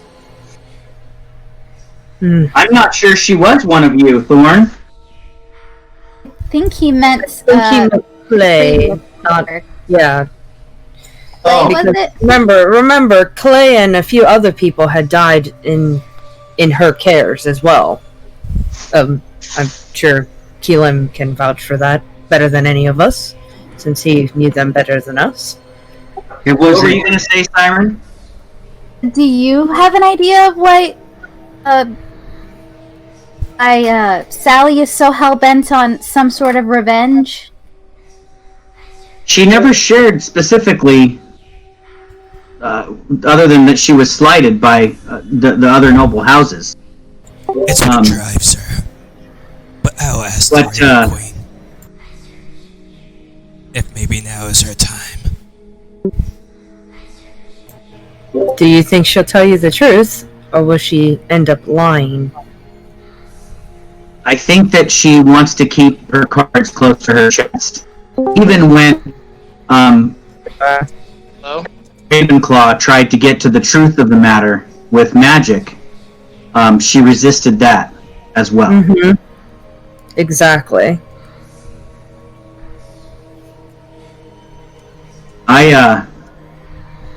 Honestly, I don't think she's our friend. I think that she would definitely be the first of us to perhaps go mad by the, Nine Hells aura, if you will. To be honest, I never truly considered her a friend. I don't even consider her anything, actually. Good reason. She's never given us any reason to consider friendship. She was definitely not a friendly person, but she did risk her life for us from time to time. It's just, while we're here, I have felt her grow more and more distant since we arrived. Did she really risk her life? Almost siding with the creatures we've encountered. I feel like this risking her life was really actually making it seem like she was doing something, so we won't get at her. It could have been all subterfuge. That's possible. She has been I've seen a lot less of her since we arrived. Indeed, I have as well, which is why her actions since we arrived. Her usual behavior. Her usual behavior is making snarky comments from the back. That hasn't been done. And I would think, a rational person being in hell, you wouldn't want to go out by yourself. Not any normal person in the right mind. I mean, look at all those things out there willing to kill anything. I do think she has been behaving irrationally, but she may also be behaving in a manner to try and... I mean, here I am trying to give little sister the benefit of the doubt, even though her actions are suspect, but maybe she was trying to find a non-violent solution since we are surrounded by devils and demons. Maybe she felt that their sheer numbers would overwhelm us, no matter how heroically we fought, and she was trying to lessen that danger. Okay, let's, can we get a minute here? Chris, can you hear me? Can you hear me? Yes. We can hear you now. Yes. Okay, I'm on my phone for Discord, and for some reason, god damn it, I'm having issues. I'm in my room, and for some reason now, all of a sudden, I'm having connection. So, yeah, Mark, if you can you please roll stealth for me? I'm still loading Roll20, and It's okay. I will wait for you to get on because I want you to roll this. Yeah. This is a pretty intense moment. I don't know if this could break or make your character. You don't want the guy that's rolled 5 times with advantage that never rolled over a 10 making this a roll for you. Nice, Carla. I know. I just didn't want to hold up the game. What have you guys waited? Hey, no, you're not holding it up. We've been role-playing all of our opinions about your character while you were gone. I'm sorry you didn't get to hear it. If this is being recorded, you should definitely go back and listen to it. Because Johnny is actually trying to play devil's advocate and be on your side a little bit. Yeah, I was gonna say you can listen to my recording because I got everything. Yeah, we're enjoying. This is a good role play. We're all just kind of talking about what we think about. We're all mostly just talking Sally right now. John is writing your eulogy right now. Trying to help you out with the role play if you want. You were the only one that heard the entire conversation between me and the Vrock. Yeah, I know, and I kind of alluded to that. Johnny's trying to convince the group that Sally is a good girl, not really as wicked as she is. I'm saying that her motives are suspect, but that she may not be completely evil. Mm-hmm. She might be guilty by association, but not association. I would be sad if she disappeared, only to have heard her side of the argument. As we have had a couple of discussions, her and I, alone, where I feel like she almost wanted to confide something in me, and as I kind of take on the big sister role to all the people that I protect. I had hoped that she would open up to me eventually, completely. Well, she was going. She's Johnny. getting closer to you. She is opening up to you more than anybody else. So. Mm-hmm. Yeah, no, I know. We had that little talk on the roof. The two of us. As Beta would be like, do you think that maybe she's playing on your kind heart there, Johnny? Oh. I would hope not, friend Beta, as that would, as big as my heart might be, it can still be broken. Yeah, and well, you wouldn't like me with a broken heart. You've seen me lose my temper. It's much worse if my heart is broken. I could imagine. Only in my perhaps worst nightmares, worst nightmares. It's like a maelstrom of violence. That's what you would see. A maelstrom of violence. As Beta kind of adjusts herself to face Chani, well, the reason why I say such a comment is because I've seen it happen many a time in my job previous to this, where usually the kinder people in the bunch end up being the ones taken advantage of by the wickeder of those. I will say I've known her a little bit longer than any of you, and and I have not seen one instance of compassion out of her. She can be compassionate? I didn't know that was such a thing. I think that would actually kind of creep me out, even beyond her weird mass face thing that she can do. I said I have not. He had not seen any compassion. Yeah. How long? That's why they're trying to imagine it like, That would be an interesting sight. Or not. Lim, you've known her the longest. Is your impression that perhaps she was just trying to get here to betray all of us? I have no idea what her end goal is, and personally I don't really care. All I know is that she's always put herself first before anyone else. It seems that way based on the stories I've heard of your dead companions from your first venture working for the captain? Well, yeah, Zodge, Captain right? Zodge. Yeah. How could you forget my name? From what I heard, You never forget Zodge. She abandoned her last party. Kanan and him wanted to be drinking buddies together. I will retell the story of how the original party went down and how they came face to face with one of the leaders of the Dead Three, and that they were all downed by a necrotic dark power, that Sally was out of range and he only survived because he's been trained to resist such dark powers. I was within range. I just barely survived. In Keelim's story, you were out of range. You were hiding. That's why you survived. Yeah, Chris. Keelim's telling us the true thing that happened. No one else can deny what. No one else can deny my story. That's right. So Rhea would kind of put in her 2 cents. She would say, I say we should be glad to be rid of her. If it was up to her, these people, and she points back to the dwarves and everyone else, would have been left behind as fodder. This is true. She would have left them to die. She did state that we shouldn't waste our time with them. But I'm glad we did. You all are good company. I would come from my prayers. Her fate is uncertain. I cannot tell if it is her time yet. But she has been keeping many secrets when I probed her mind. Keelim will suddenly, just like remembering, he asks Thorn, it's like, you checked for any auras of demonic and stuff, right? I have checked this room thoroughly, yes.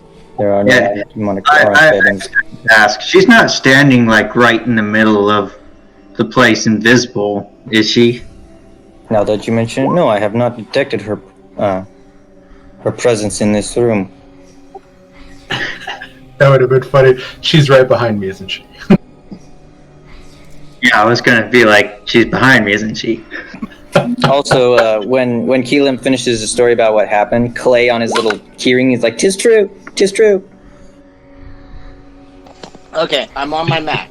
I'm on my school computer. Okay.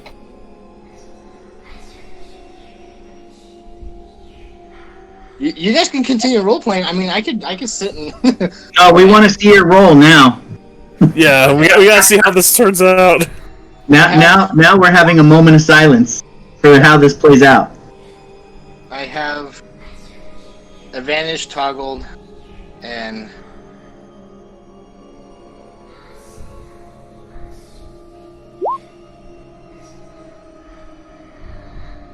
yeah. What the fuck? My character sheet says advantage toggled.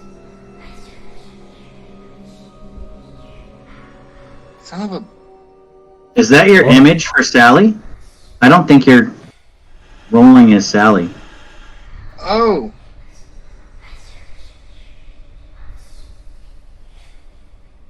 Well, that's probably just this. Oh, that's the ad. That's just the chat thing. But still, I have advantage toggled.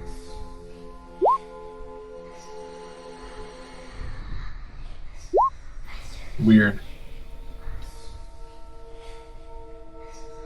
But I got a 16.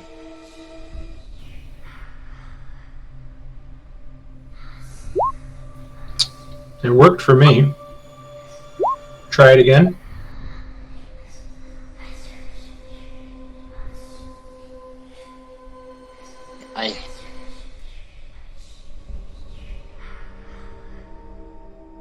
Normal, advantage.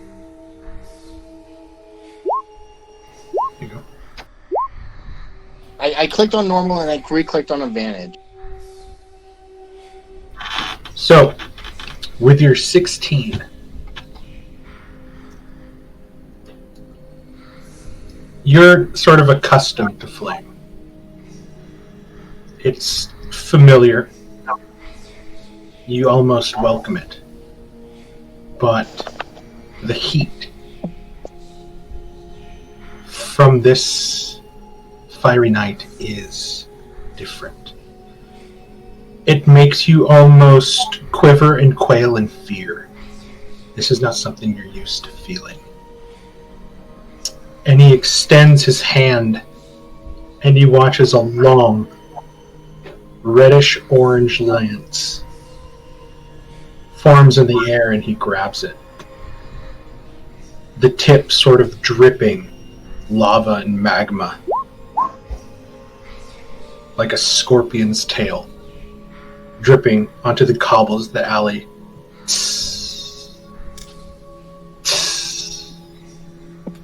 And he takes the lance and he moves it.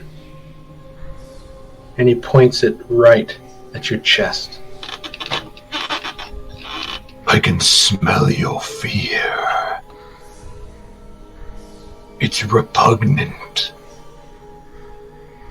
Unworthy of my presence.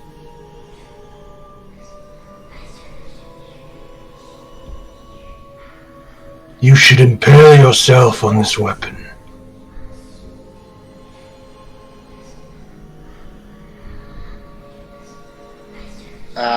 Even though I'm invisible, I just stare back at. And again, I'm speaking in Infernal. He is I still. Yeah. I wanted to make sure it was not common. I still have much work to do. Circle. The only work left here is to slaughter.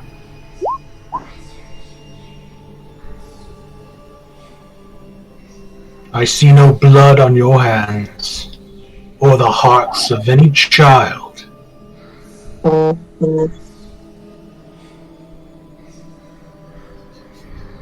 I'm after bigger fish. So you're an enemy. No. Then what fish is bigger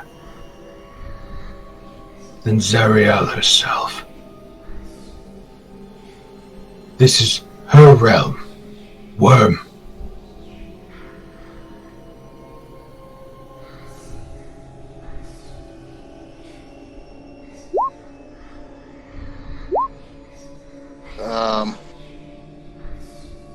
I want to make sure I get his name right.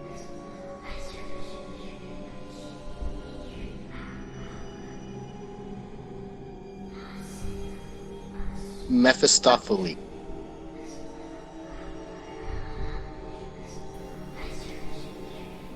You see him tilt his head, and he breaks a smile, and you see the internal fire within sort of illuminating and backlighting his teeth, making them like a reddish orange, and you just see how spiked and sort of sawn down they are. You definitely wouldn't want to get bit by this guy. You hunt for the Lord of Cania in Avernus. I just got. I know the party's not here, but I'm gonna roleplay you. I was cast out ago by. Give me a deception check. I thought I was cast out by him. No, you stayed behind. You said the party, right? Wait, Yeah. Say it again. I misheard you. Okay, the party's not here, so I am role playing as if the party can't hear me. I know the party's not here, so I'm saying I'm hunting Mephistopheles. And I'm saying he cast me out.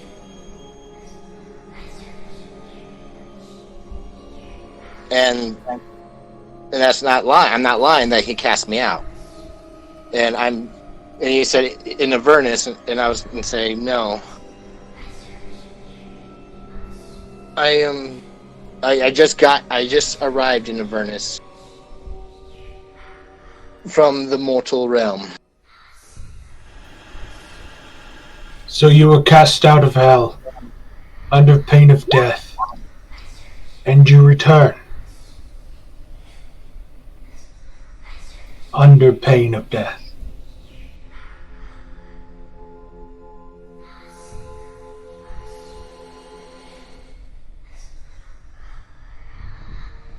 Yes, I am willing to. Reveal yourself, Lemur. Lemur? You know what that means. It's pretty much an insult.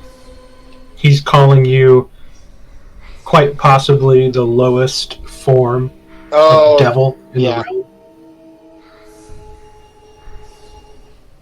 I will drop invisibility.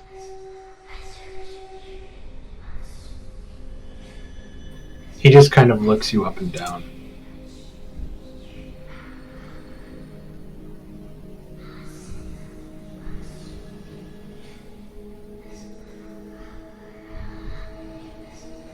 And he starts to bring his lance back as he's looking at you.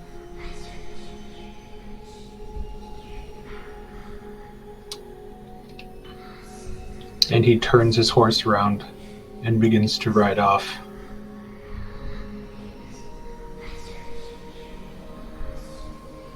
And then he just stops and turns around. You should walk to the edge of the city and jump. Repugnant being. And he just takes off.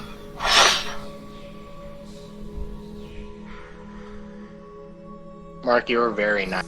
You didn't have to.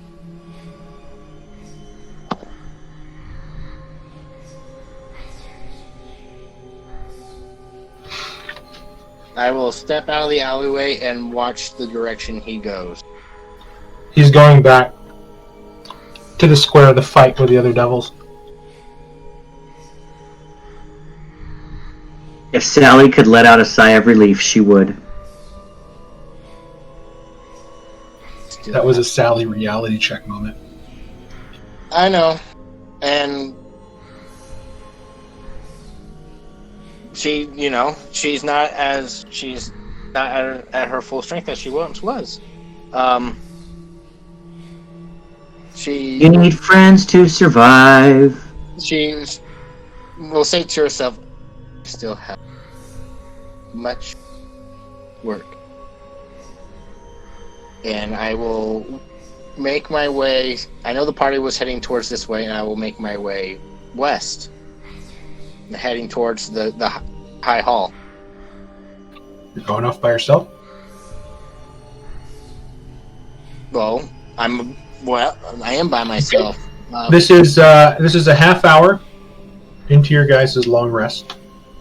Sally, long rest or short rest? Sorry, short rest.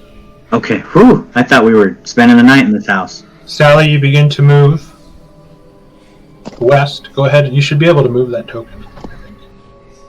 I cannot.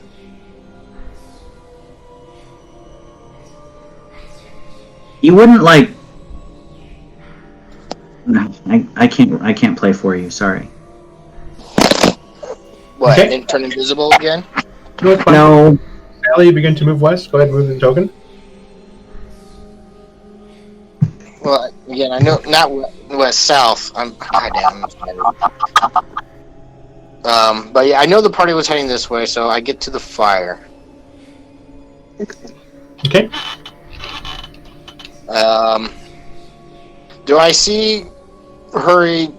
They were in the full sprint. Do I see evidence of which way they went? Give me a perception check. Make sure you're toggled to normal now. Yep. Oh, goddamn.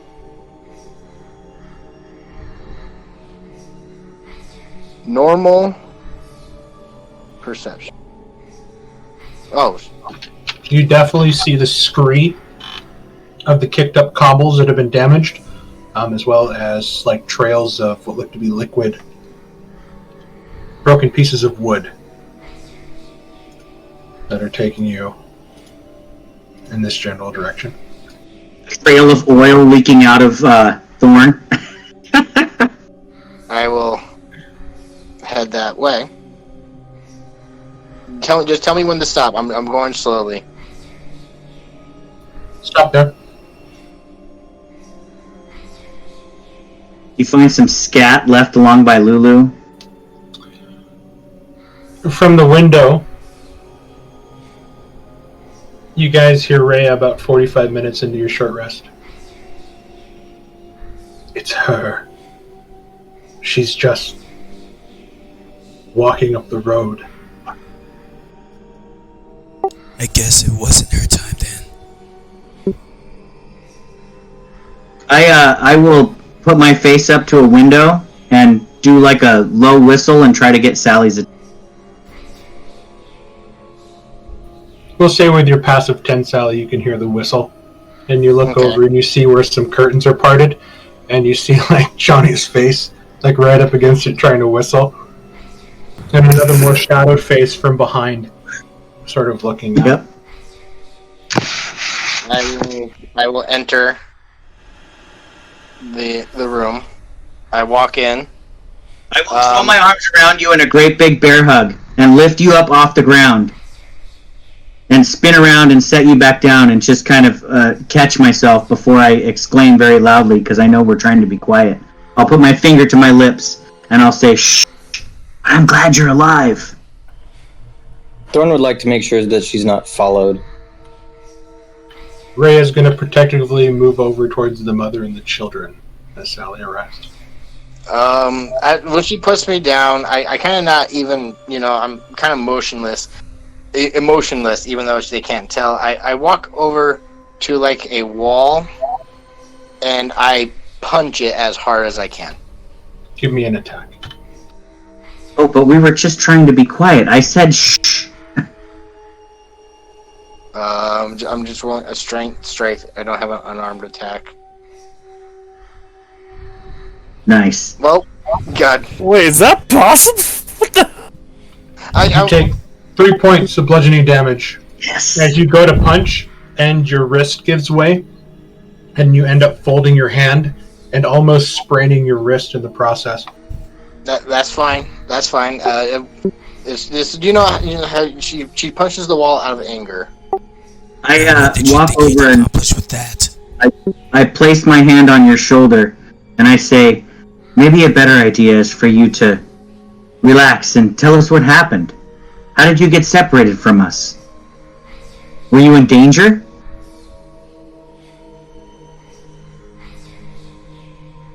I was, but I only because I put myself in. My arrogance got the. So you Did you- do realize you're a big head.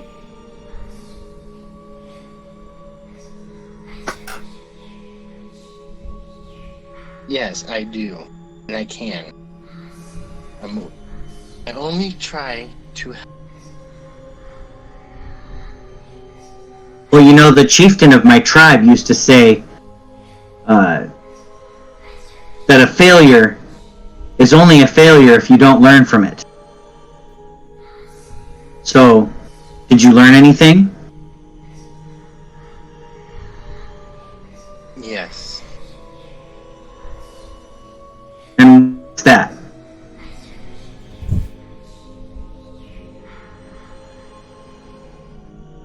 That I am not as powerful as I used. Perhaps. Maybe you also learned that you're more powerful when you have a team with you. And I look around at everybody and I say, see, she can be redeemed. She's not all bad. Right, Sally? You're not all bad. I kind of look up at you and I'm like, you know how you that looks like I appreciate that, but you have no idea what the hell you're talking about. Then why don't you elaborate? That depends. You don't need to keep as many secrets as you do. Obviously, we haven't tried to attack you. We've been all working together this whole time. Whatever you say, hopefully won't change that. Unless you're planning on killing us. Again, that will all depend on you. If you're ready for such info. What more is there to be ready for? We're already in hell. Only the first. What was that, Ken? Sorry? I was going to say that another allegory that every test and challenge that the tribe had given to the youth in order to prove that they were ready for adulthood or whatever challenges might come was clearly outlined before them. The challenge was not a mystery. If you think we're ready or not ready, if you think we're not ready, then tell us what we need to do to be ready. Otherwise, it's just you keeping secrets. If you're trying to say that you're waiting for us to be ready, then you have to tell us what. I'm ready for you. If I reveal this, ready for you to not kill me. Well, then a rumbling begins to shake the house, and you begin to hear what seems to be parts of stone breaking off. Everybody give me strength saving throws. Or dexterity saving throws, sorry. God damn. I assume my danger sense applies, Mark? Yeah. Where was... God damn it. You guys are getting used to the savage quakes that are rocking the city. And you can pretty much figure out that part of the rocks where the river once was that cuts through the middle of the city is where these stones are breaking off. And with that, Reyes says, we need to get a move on. Keelim, you kind of fall a little bit, but you kind of catch yourself and you make it look a little smooth while everybody's looking around, and you kind of stand up really quick. I was right in the middle of my meditation. I put my hand on Sally's shoulder and I said, well, you're going to have to stay a little. We can't stay in one place for too long. Well, I'll game on going if everybody else is. If you could do me a favor, don't disappear and run off again. And I hand you your treasure. I counted this out for you.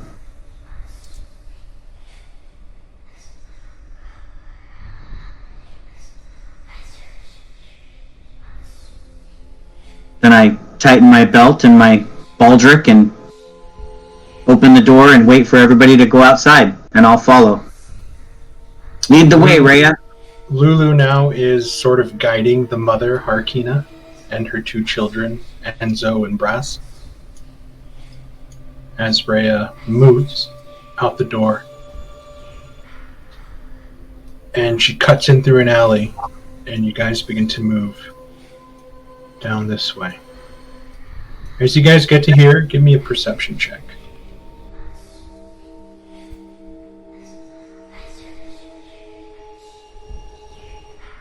Don't forget, those of us with one level of exhaustion, we do this with disadvantage.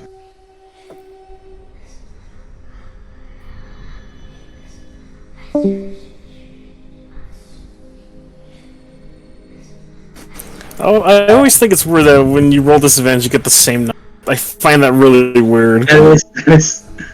Siren's like, doesn't matter. I am too focused on the kids and the murder. I'm focused. Can you guys know?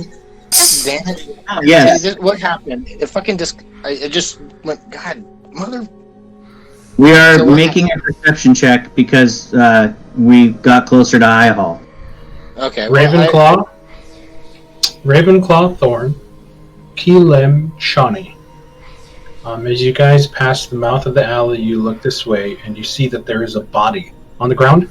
In its hand seems to be a sort of glimmering longsword.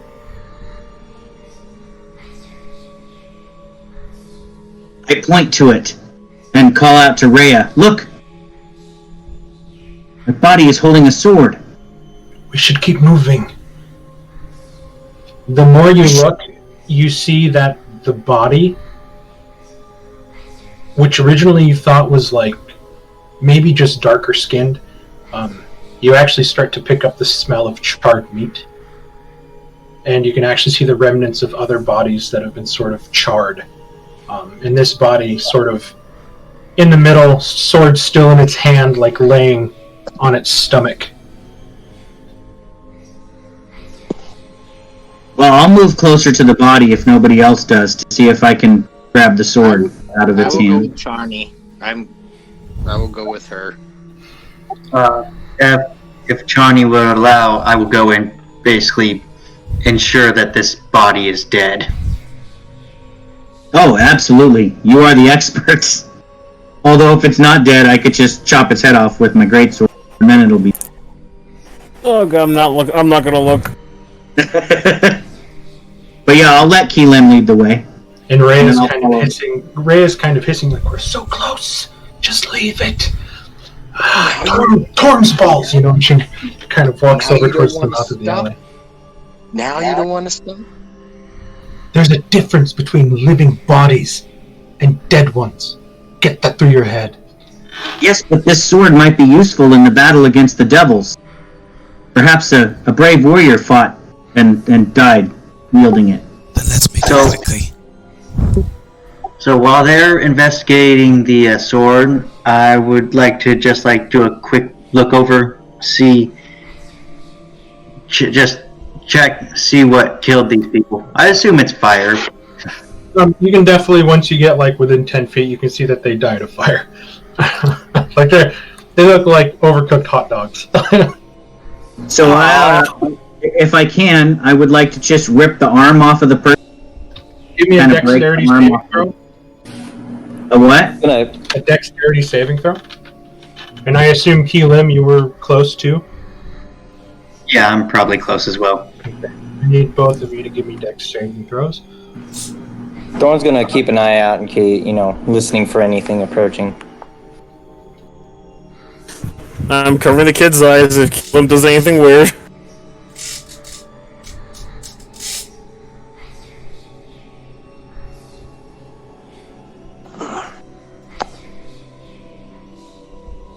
Hello? As you walk up, Chani, and you grab a hold of the wrist to break the sword off, you move the body, and you see that the body was actually sitting on a spout that seemed to have melted into the ground as if he covered it with his own body.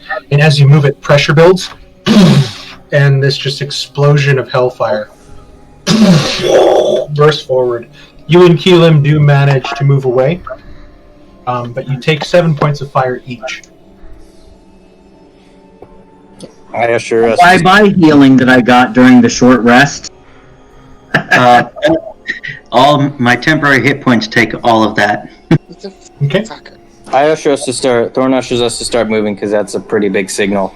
Let's go. Let's go quickly. Do I get the sword? Give me an investigation check.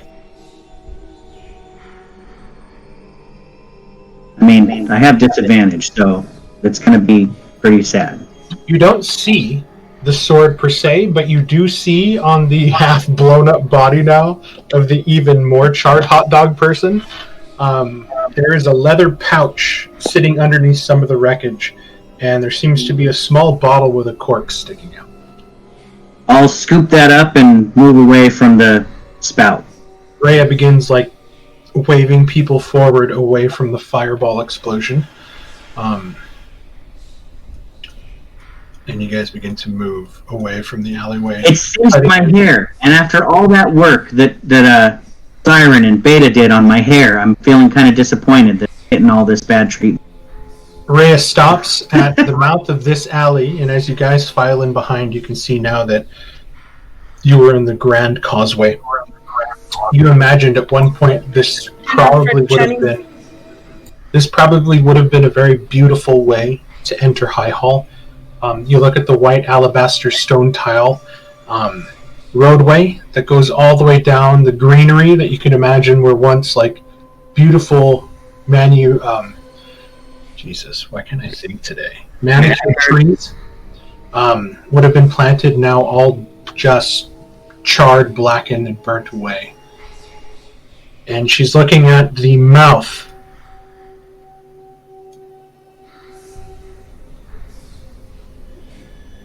She turns and she looks to you, Siren. Would there be any way for you to move ahead? Perhaps see what may be inside? And try. We know that, me and Chani know that there are survivors in.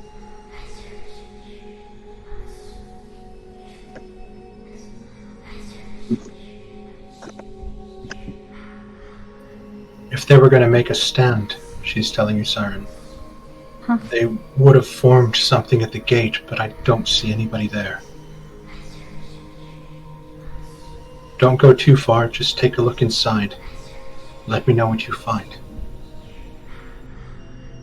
Well. Go ahead and give me a stealth check.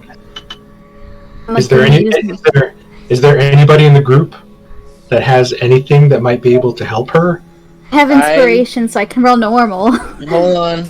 I go up to Siren. Well, I'm just saying, you guys have somebody in the group that has an ability that's great for this, and she's never used it. Well, I was gonna go up to Siren and cast invisibility on her if she wanted to, but I mean, that'll work. Actually, I have an invisibility potion. But I have no idea. I have something that might work. Yeah, Beta's been sitting on something pretty cool. Oh, please show us what this is, please. Okay. It would let me. I can cast that on you. Okay. So you have advantage on all your stealth checks now. So go ahead and do that. That would make Siren literally invisible most of the time, unless the dice really want to screw her up. Yep. Oh, I can't see this. Awesome.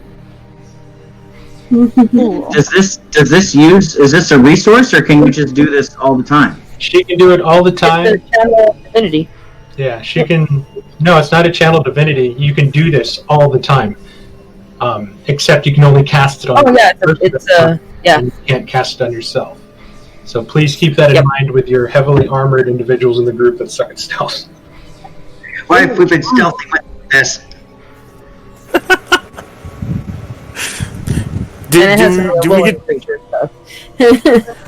Do we get to see like any type of like little light show or something when this occurs, or is it just like a touch? Sparkle now. So I think she becomes shadow.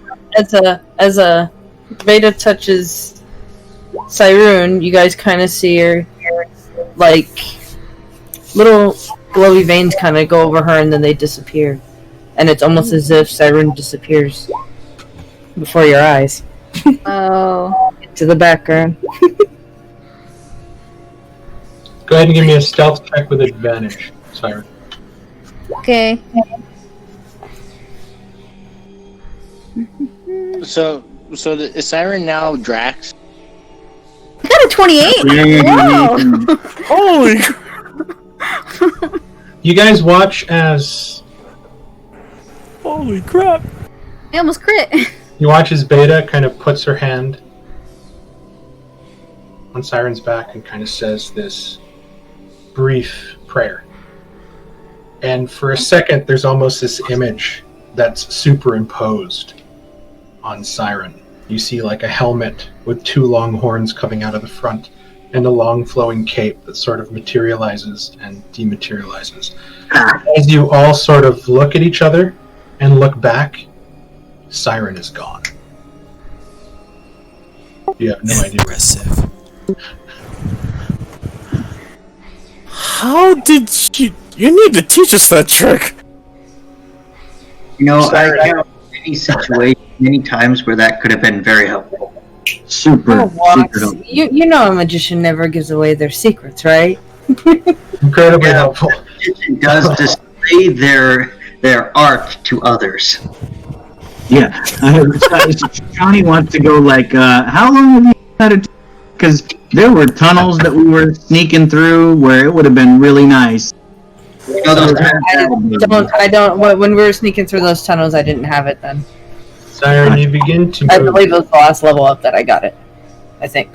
You begin to move, and it's almost incredible, this sensation. You feel light on your feet. So light, in fact, that for the first time that you can ever remember, you can't even hear your own footsteps.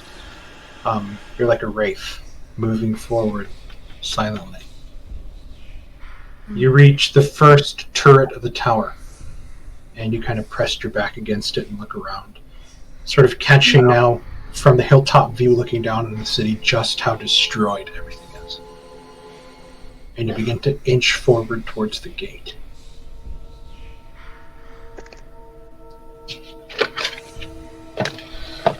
You see that the gate has been torn down.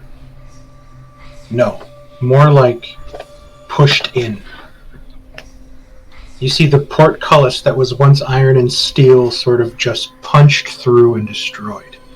You can see the smoke rising from the other side of the chapel from some sort of large explosion.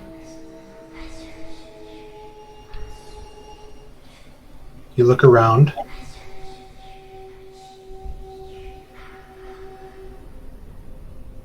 Dead bodies. And then a smell. Not rot or death, but brimstone. Strong, sulfurous smell. And then you hear a growling. A deep, bellowing, growling, and then barking. As if they're barking at each other, and then the sound of ripping flesh. And you look and you see two hellhounds ripping apart a body, eating it. Give me a perception check.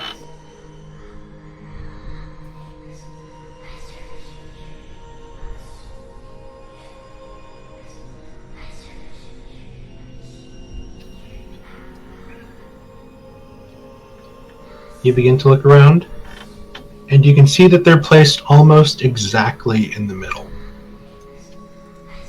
This immediately kicks into your senses that they're here to stand guard. You scan the area, and you see that there's actually some debris off to the side that you think you guys might be able to use for cover to sneak in behind them.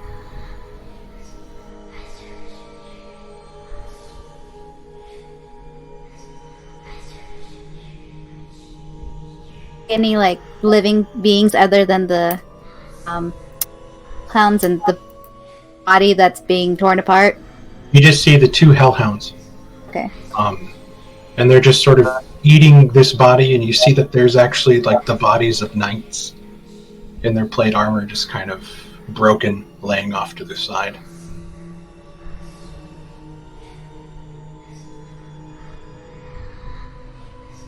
I'm gonna slowly make my way back to the group.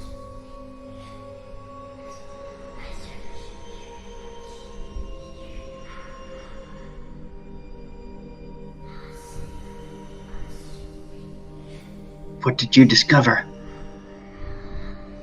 Well, actually, you see it. She comes back and she's like, "Hey," and you guys are like, "Oh, fuck!"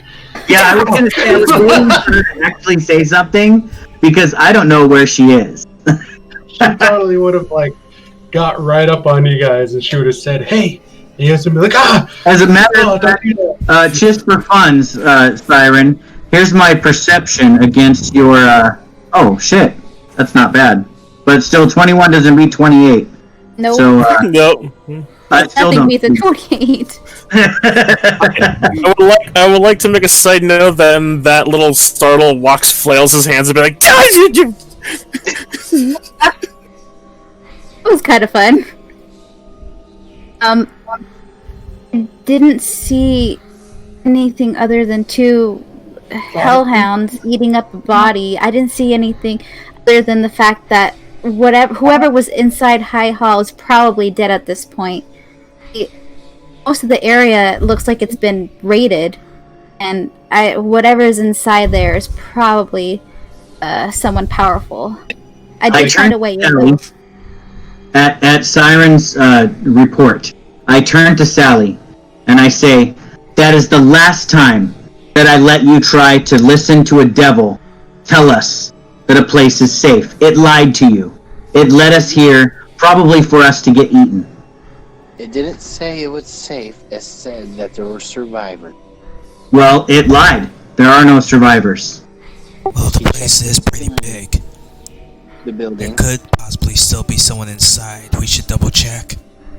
You hear Harkina. She's like, Do we have time?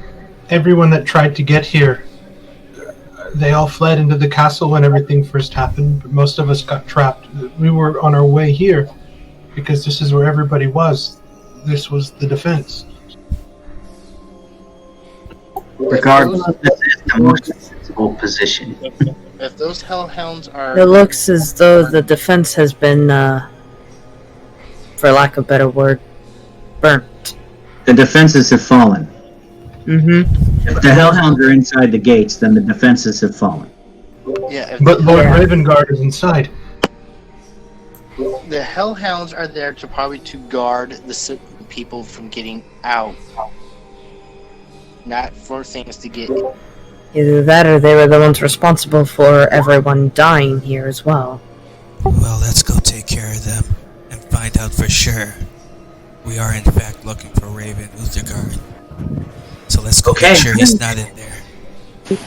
I can kick a few hellhounds to the curb. Let's go. Is there a good enough position to maybe surprise these hounds? I did notice some debris. Instead of fighting them, maybe we should try sneaking in. That sounds smart. We do have civilians with us. Maybe we should sneak them in first and then make sure those things don't come up the rear. Beta, could you make the loudest of us quieter? And I look right at Thorn when I say that. Yeah, it's either Thorn or Rhea, so. Yeah, I'm looking at them going, Thorn does not sneak. If we want to sneak up on these things, I suggest you use your gifts on the loudest ones of us. Siren can sneak already.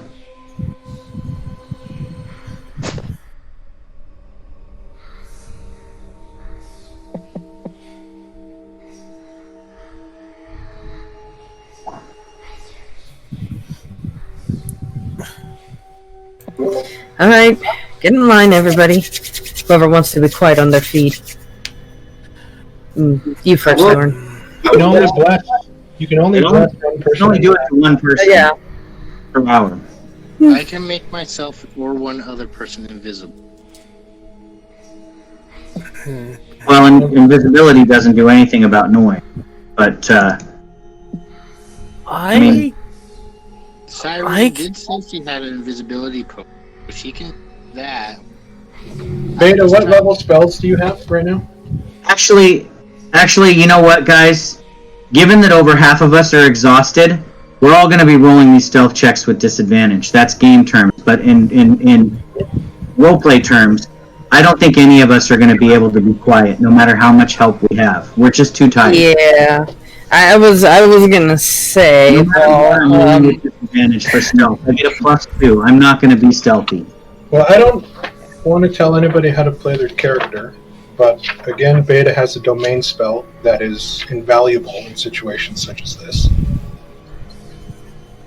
Oh, well, I'm unaware what Beta's powers are, so if she can help the bard, that's fantastic. Something she always has prepared. So. Is it like Act Without Trace or something? Because that's fantastic. Also, don't have to go through the I don't front think door. I don't think I have that one. It's a domain spell. It's a domain spell, Marcy. You always have it. It's just a 3rd level spell. Mark, how high are the walls? The walls are high enough for everybody to climb, like except for you.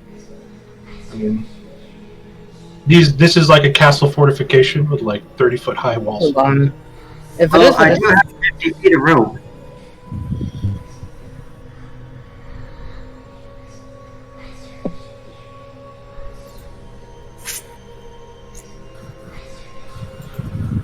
okay. Oh no, I can only cast it on myself though.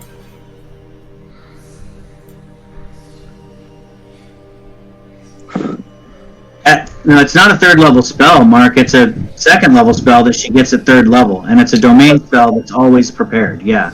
Yep. Pass Without Trace is a fantastic spell for an entire. Pretty much, you cast it on yourself, Beta, and everybody around you within the certain radius designed by that spell gets a +10 to their stealth. We can all sneak as a party using the power of Loki. Pass Without Trace? Yeah, it's on yourself, and anyone around you gets the benefits as well. Okay, But because I don't have it you on don't my have- character. You don't have to. Yeah. You can use Blessing of the Trickster on somebody, and Rhea can roll at disadvantage. And Sally also has the ability to make people invisible, so I leave it up to you guys. I also point out that we can escape. I don't have Pass Without Trace. I like how there's basically two Well, people. you should. As soon as you hit 3rd level, you've got 2 domain spells that you should always have prepared. I have 4. On her character sheet, that's what she's saying. Yeah, you should have Charm Person, Disguise Self, Mirror Image, and Pass Without Trace. At 5th level, you get Blink and Dispel Magic. No, I have Blink and Dispel Magic right now. And Disguise Self and Charm Person. It's your 5th level. But you should also have Charm Person, Disguise Self, Mirror Image, and Pass Without Trace. Always prepared. Okay, so Mirror Image and Pass Without Trace are the 2 I do not have. And I don't know why. Just gotta add it to your sheet if you didn't put it on there before. Mirror Image would be a great one for you to use in battle, too. Too bad you didn't know you had that one. Because you said those are domain spells? Yeah. These you always have.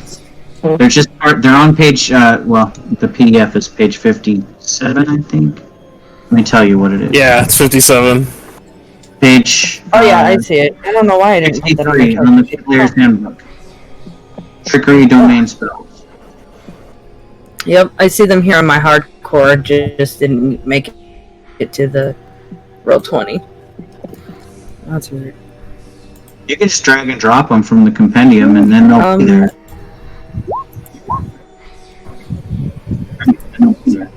Yeah, so our...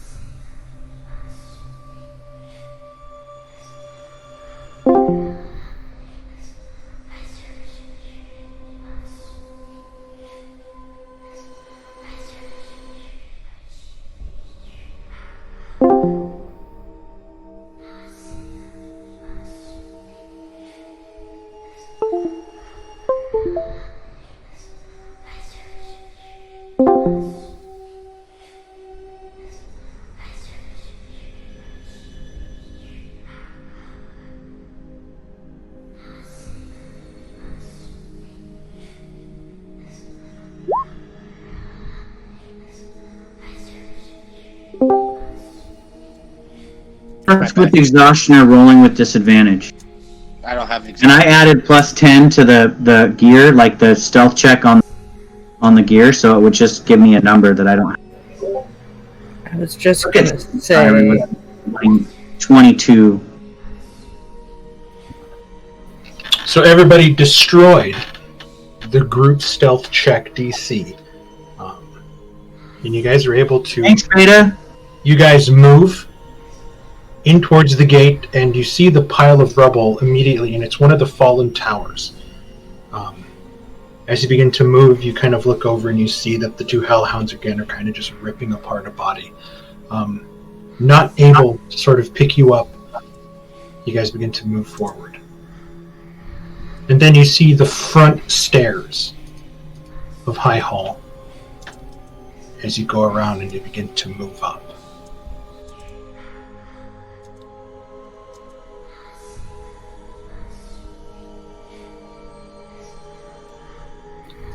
And of course I didn't do that.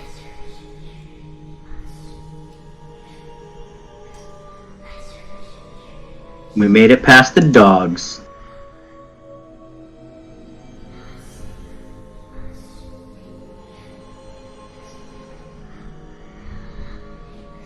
Hello? You guys find yourselves on the northeast corner, top right of the map. Give me one quick second here. All I see is dirt. Just to make sure, since everything disconnected on me, can you guys hear me fine? Yeah. I hear you, Dan. Yeah. No, Is everybody else loading into the map? I'm here now.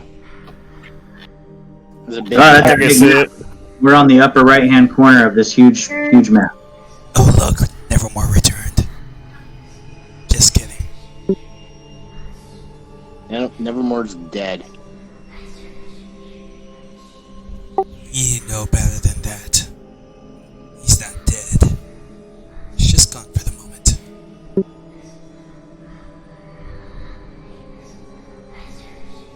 We'll Do one of those. do familiars die? I'm like, I don't know how that. They lose their corporeal form. Just get, Yeah. And the yeah, spirit they go... can be resummoned- Yeah, spirit can be resummoned their into a new spirit- body. Their spirit is only anchored in the material plane by the body provided during the ritual, Yep. or the chosen form. But so once the chosen form is destroyed, they don't have that soul anchor, and they get sent back to the Feywild or the Nine Hells or wherever they were summoned from. So pretty much, Doug needs to do the ritual again and provide the soul anchor for Nevermore for him to come back. But Nevermore died in hell, and he's originally from. Yep. He probably teleported back down below where he's continuing to fight in the Blood Wars. You know, I have thought If he's even from this realm. True. Probably- I mean, I was asking as a player, and for just general knowledge. I was not. Well, familiar is kind of just a companion that you create out of magic. Well, anyways, we're here. Everybody's here, right? So let's make our way into High Hall.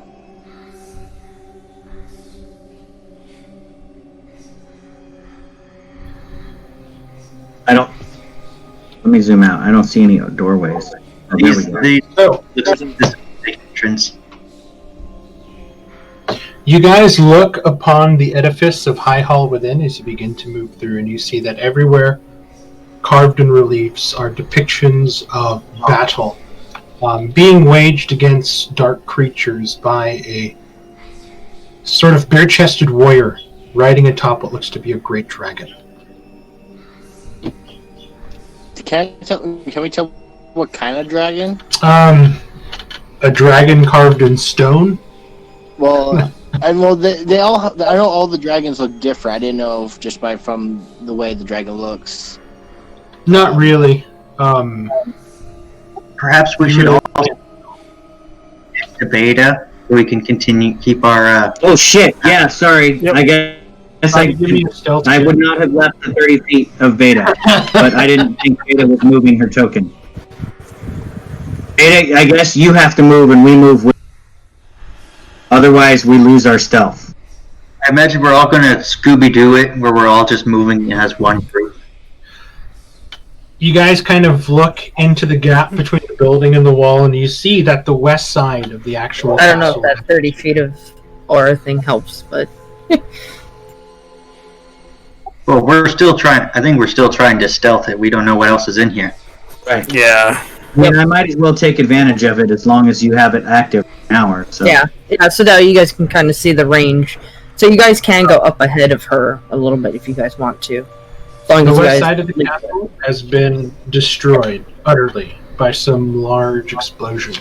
The stones themselves along the outer castle, now you start to see soot and char cracking appearing on the reliefs the closer you move up.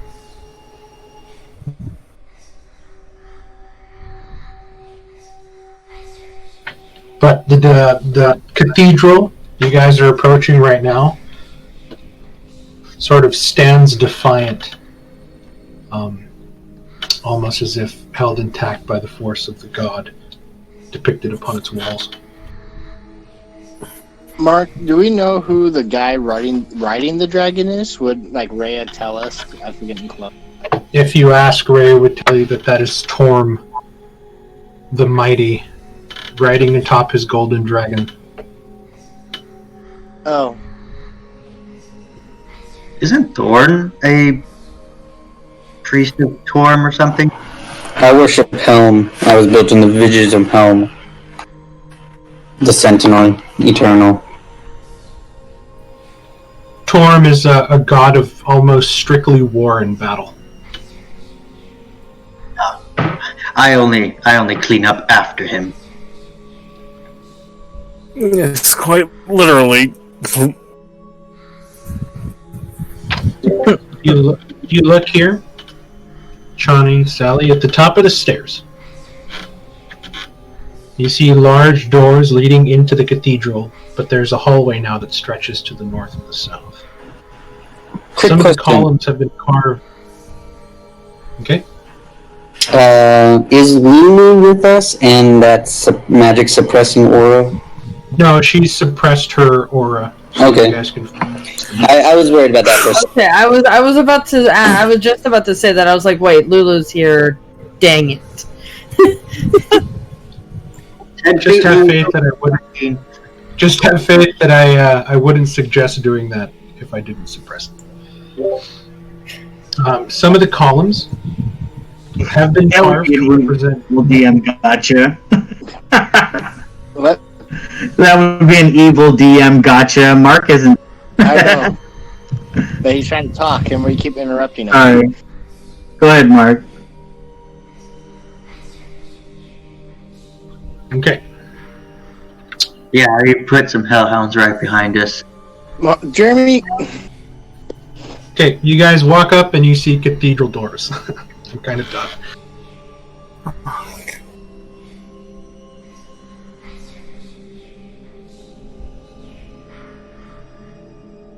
Where are these doors? Are they this right here?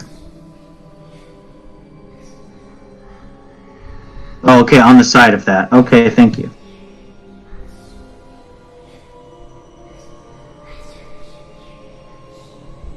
Well, now that we can see these passages to the north and to the south, I want to peer both directions, like kind of crossing the street, and see if I see anything, like enemy-wise. The only thing you see are columns stretching north and south, and you see what looks to be bodies scattered everywhere. Both demon and, like, knight, armor rent, bleeding. In front of the doors, as you get closer, you see that there's 2 dead bodies on either side.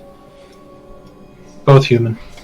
Well, feeling like this place is empty and kind of devoid of life, I am no longer feeling that it's necessary to stay close to Beta, so I will go up to press my ear to it and see if I can hear anything on the other side.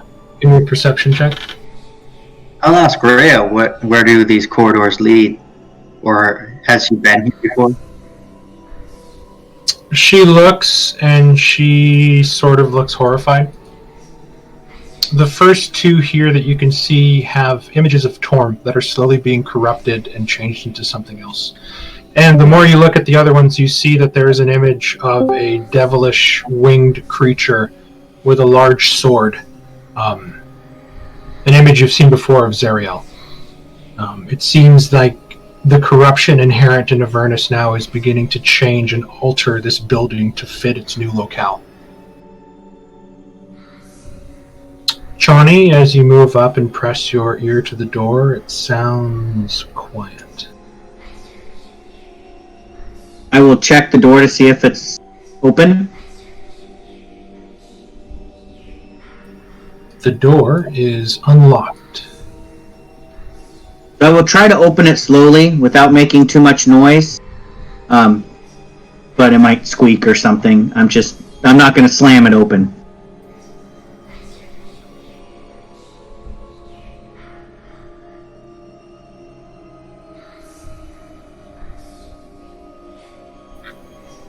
You open the door, and you kind of hear that large open building / large wooden door sound that as you kind of push it open.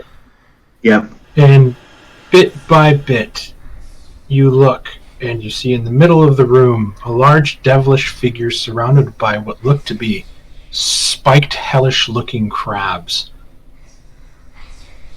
kind of standing in this large building.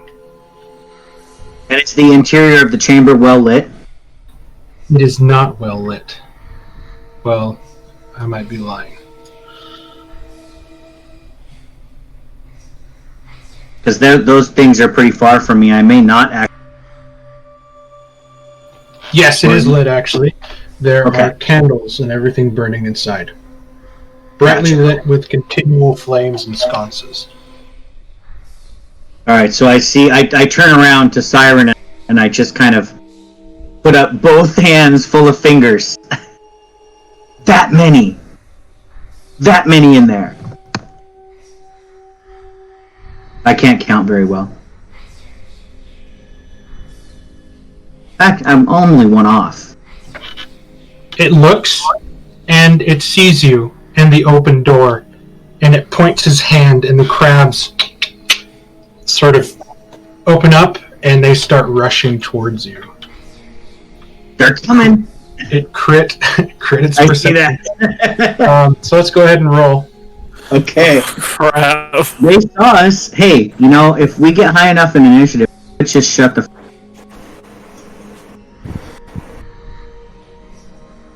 If that's what we want to do.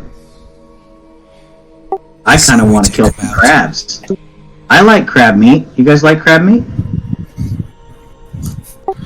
Not felt as crab meat. Some crackers and butter? Hey, Mark, I'm curious about something. Since initiative is essentially a dexterity check, do you have disadvantage on initiative when? You know, I've never come across it either. That's why I'm asking. It's literally just a dex check, though, and it works for bards. Bards get half their proficiency bonus added for jack of all trades. And if you guide somebody, would they also get advantage on? I don't think you can help. I don't know though. That's a good question too. You can do the help action on initiative. Initiative occurs. Okay. Initiative is a dexterity check. As such, it is affected by spells or features that grant a bonus to ability checks. But on the downside, anything that affects a dexterity check negatively, e.g. a level of exhaustion, also affects initiative. So yes, initiative would have disadvantage. Then I don't think you can roll with initiative with disadvantage 20, can you? You can had set it. disadvantage toggled and it didn't do anything, so... Yeah. You can set it on the back of the sheet. On Can the player sheets, there's an initiative style, but I think you can only toggle advantage for barbarians. So just roll it twice and just take the lower of the two. Deal. Okay. I'll roll again. Really? Wow, I got 2 19s. I guess I'm taking a 19 then.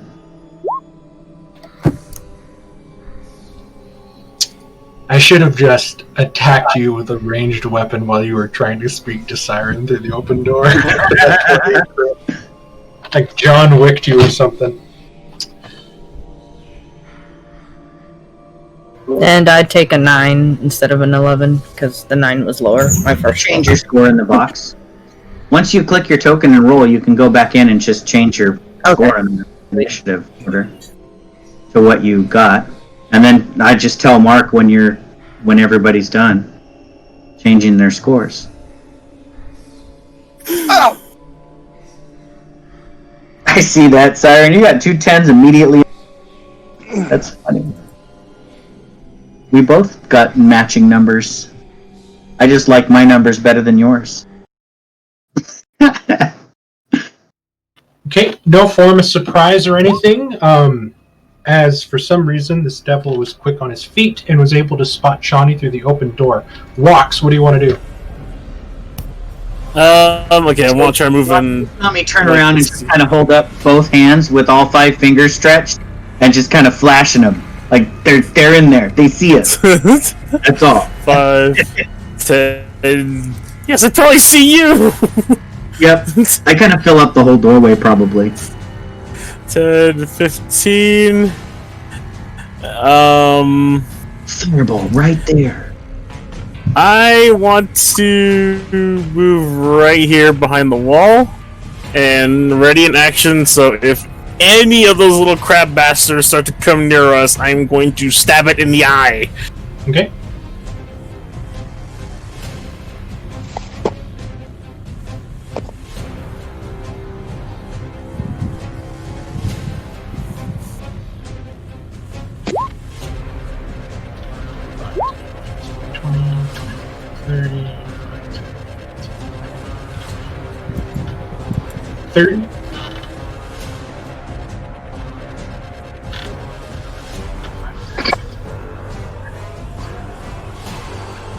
Thirty. To there.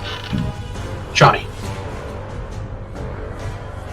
Alright, well they came up to face me, so I am going to step forward. Actually, no, I'm going to use my action, because it takes an action to do so, to drink my Fury Elixir. Okay. So that's an action, and according to what you told me, the Fury Elixir does this. that what you just picked up? No, she doesn't know what she just picked up. I don't know what I just picked up. I wrote down on my character sheet, pouch and a quick stopper potion. It's I pretty just cool. like this at the door. It's pretty cool if I say so myself. Yep, so I'm going to drink that as an action, and I'm going to have 2 left. Right, buddy? Going total barbarian. But I now resist, and I'm going to add a d4 dice, so it'll be 2 damages on my attack. And then I will just step forward in the doorway, blocking these creatures from getting around me. Okay, so I'm assuming that you pushed the doorway all the way open. Yeah, I'll just push the door all the way open and just kind of block the door with my bodily blocking the door while I'm resisting. Okay, Sally. 5, 10, 10, 15, 20. I see the crab in front of Chani.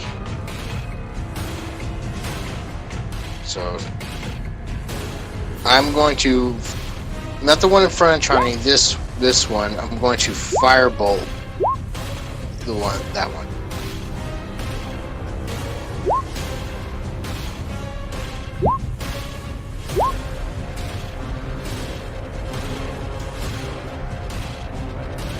Thirteen will miss as it kind of hits the top of the shell and angles off and deflects. Okay. That will be my turn. Okay.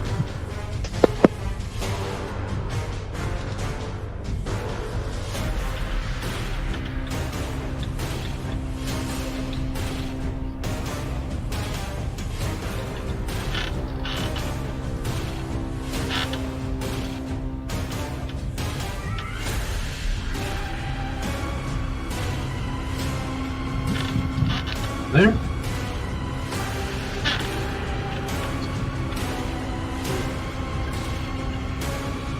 I love it. Thorn. It's the hot gates of Thermopylae. Their numbers will matter for nothing. Thorn is with me. I love it.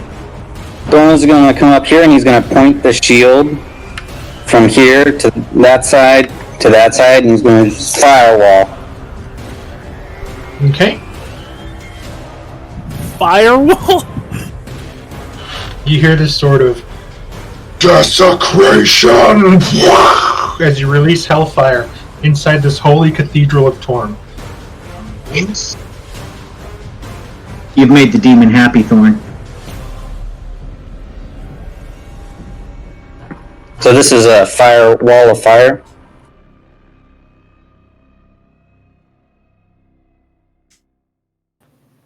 Okay.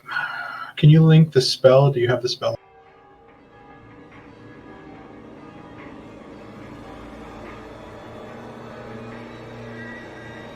Give me 1 second, I'll do it.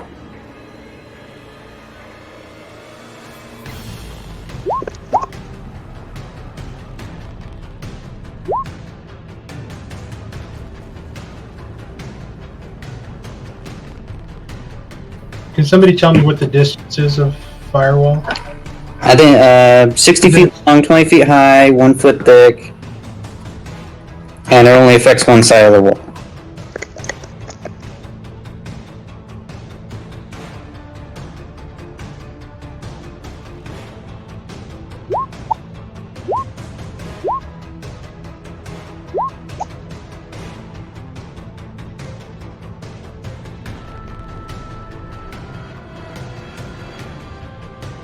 There you go, Mark. I just added it to my character sheet and clicked the spell so you could read the lingo.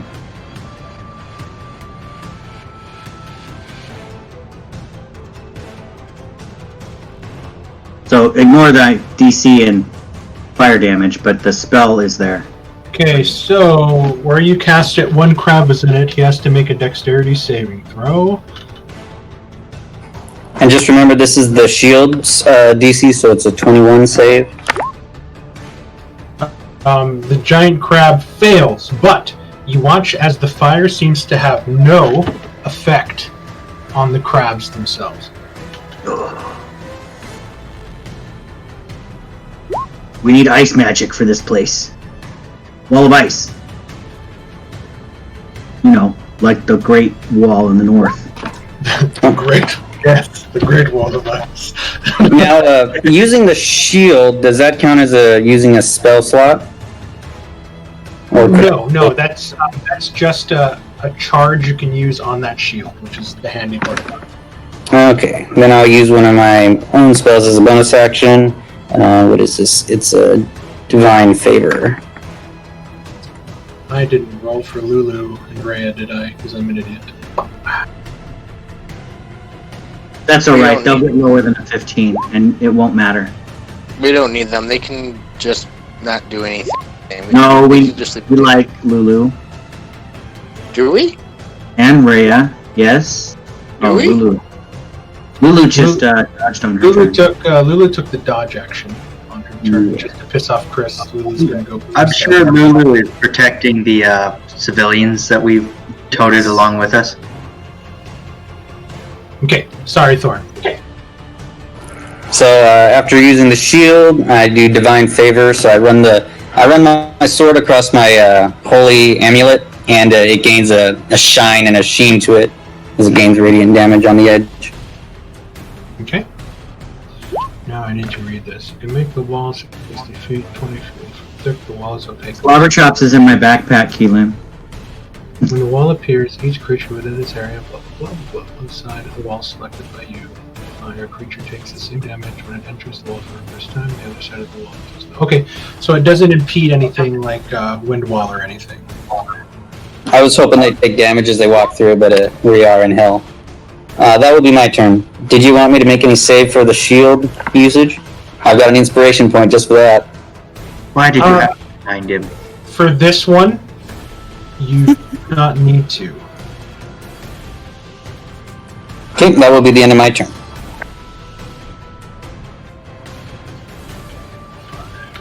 10.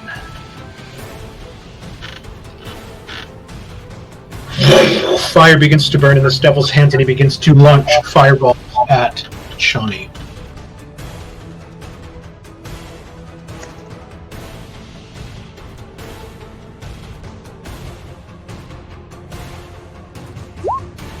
$21. Yep. 9 fire. Second flame. 22. Yep. 17 fire.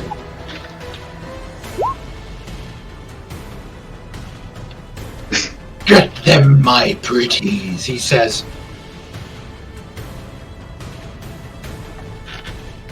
Five, 10, 15, 20, 25, 30, 5, 10, 20, 25, 30 to there, sort of standing half and half into the wall.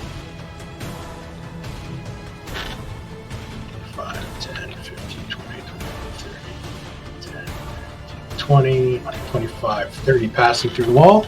Siren.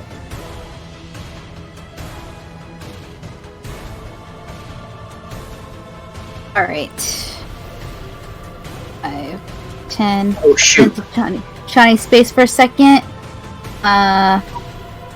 Ergo with disadvantage. Slash. You shouldn't have disadvantage on this. No, this is not an ability check. This is an Oh, attack. okay. You can attack normal. Okay, let me change that then. Go ahead, just toggle it and do it again. 17. Okay. I think you're going to kill this thing in one hit. You killed this thing And in then... one. Oh, okay. Go for that one next, with my offhand. They may be devilish fire crabs, but that's a lot of damage. 15 is the magic number. As you stab your dagger in, you find the chink in between the hard portion of the crab shell and kind of dig in and twist. Okay, and then I 10. Back over here. Okay. Beta. Wait a minute. Oh no, you did attack it. Never mind. Yeah. Body takes an attack of opportunity at Siren in her rage. No. I was just Okay. hoping the crab couldn't. This one here, is that... That one should be. Yeah. Okay. Good. Okay. What do I need to do with him? I'm gonna Sacred Flame that one, and then bonus action Healing Word Chani. Okay. If he Here. fails that. Here comes Sacred Flame Dex save. Oh, Jesus. Oh no, here it comes. Yep. Oddly enough, this large crab manages to sort of like spin like a top or spin like a spinning quarter before landing flat, avoiding the Sacred Flame. Beta would just be like, that is not natural crab behavior. Then you hold out your hand and you call forth your healing word on Chani. Mm-hmm. Are you going to stay there? Yes. Okay. Moved up. Stayed in. Key Lim. Alright. I'm gonna move into Thorn's space and attack this one. Okay.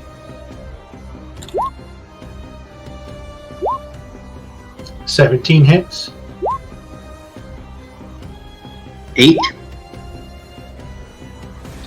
It is barely alive. Bonus action unarmed strike. 21 hits. So it's just my fist like a mallet or a tenderizer. Just punch right through his soft shell.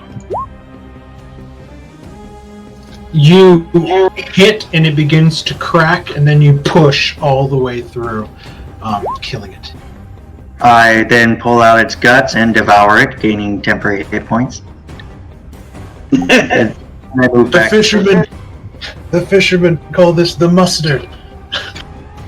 Oh, God. Licking the crab meat off of your fingers. I love. Surprisingly, not that disgusting this time. 2 of the foes have been vanquished. Are you gonna move anywhere? Are you gonna hang out there? I moved. I'm just gonna move back here, and that will be it. Okay. Rhea is gonna go 25, 30. She's gonna look. Let me make sure I'm doing this spell right. It's like a crab rave song. I'm gonna have to Google that one. She's gonna look right now at Chani, Key Lim, and Thorn, and she is going to call upon the magic of Torm. She's going to cast Bless. Yes. And that's the end of her turn there, Ravenclaw. So Key Lim, Chani, and Torm, you guys are now under the effect of Bless. Have a d4 to add to attacks and saving throws. Step there to get a better view of everything. Point at the crab that's right in front of Chani. Unleash my Eldritch Tree, pushing it back with the flames. Okay. So, out of curiosity, I just want to ask something. Couple of things. Does the flame wall block line of sight?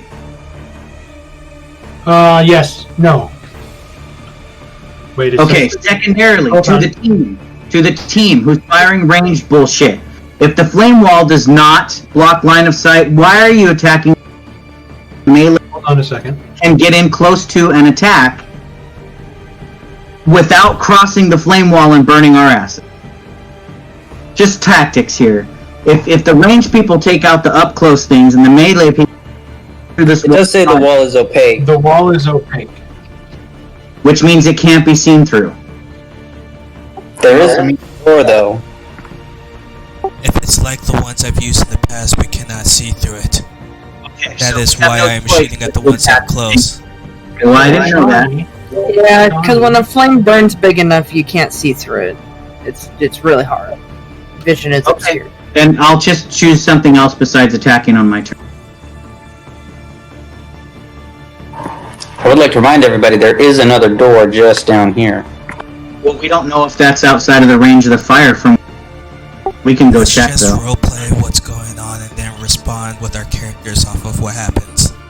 Yeah, Shawnee, give yourself back 26 points of hit points. Because he wouldn't have been able to throw the flame through them. Oh, really? Yeah, if it's opaque, he can't cast through that. Because he can't see you.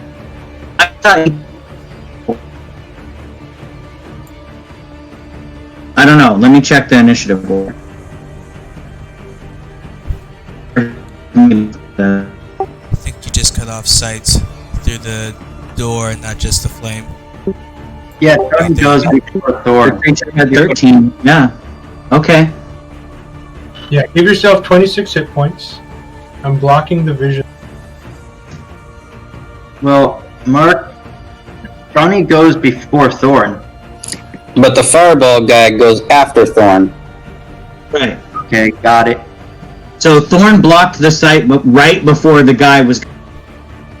And since then he lost line of sight to me. Yes, and that's why I'm going to retcon that. Yeah, Would Beta be able to retcon her healing word? That's a good thing to know about Wall of Fire. I didn't know that. I thought you... So my bad too. I learned something. Thank you. No problem. I should have picked up on that because I read that spell literally as it was cast. So I should have picked up on that. And Beta, if you want, you can retcon your healing word and take that spell slot back, unless you want Chani to have 5 HP.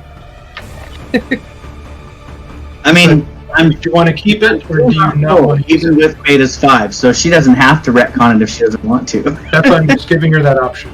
Really? Oh, so if I don't, you get full health, right? I'm still below full, but I'm closer to full. I started this battle 9 down. Because of the rocks that fell on me during the dexterity save thing.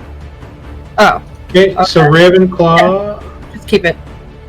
One of the crabs that you saw here just kind of crumples from it as it kind of hits something behind the flame and is not able to be pushed back. And this one here is just barely alive, but then you lose sight of it.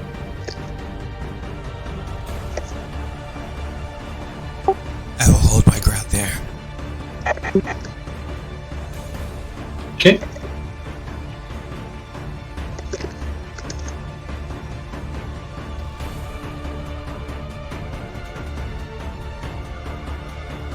Okay. Walks. See anything now? Going to 15 move up behind Chani, and I will I'm like thinking like 300 things at once. I'm going to pat Chani on the shoulder. It's like, be ready when they come through, and give her an inspiration point. Sweet, now I get bless and I can't miss. But yeah. Thank you. That's a D8, right? Yes, it is. Can that be added to damage, or is it just attacks, ability checks, and saves? Just attacks, ability checks, and saves. Okay. Can't do damage. I'm sure, because lore bards, I thought. No, Valor bards get to add it to damage. I think that's. Oh, okay, so it's the Valor bards that can. Yeah. Lore bards just get lots of awesome spells. They get lots of buff spells too that other bards can't do. And yeah, that's all I'm gonna be able to do. Just have my rapier ready just in case.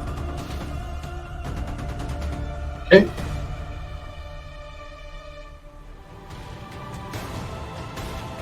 As a free action, I would like to nudge Thorn in the side and say, "Can you let your..." I will see if the shield will dispel it and drop concentration. It's up to the shield, though, I think. If it doesn't, I'm just gonna run right through it. Dispel your wall shield. It proves no use against these creatures. Never mind, something wants to get in my face. Okay, it has no allies within 5 feet. Here comes the claw attack.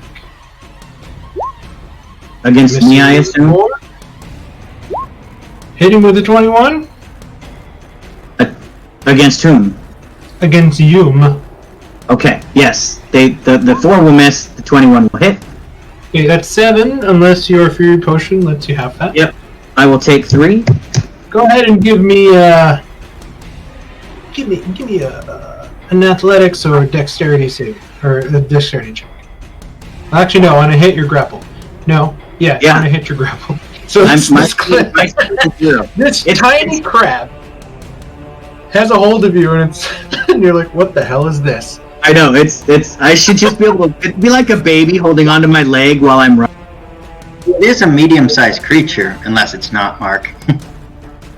It's smaller than what you guys are compared to a medium-sized creature. It's probably the size of a Rottweiler, I guess. So yeah, maybe. Is it a mud crab from Skyrim? It's a Roomba-sized crab. It did a little damage to me, and it's grabbing on my leggings. So it is your turn, and you do have advantage against it. Did the shield drop the concentration on the wall, or is the? Oh, the shield did not drop concentration on it. Perfect. I'm gonna be a wild woman and run right through the frickin' fire. But I do get to attack with an extra D4 from Bless. And you said I have advantage. Oh, because it failed. I crit failed its first attack. Oh my god! Sweet Jesus! We finally get to see what happens. No, that's the wrong game. Dang it.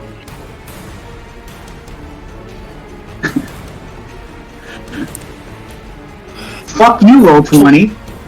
Johnny, roll a D52. A what? Roll a D52.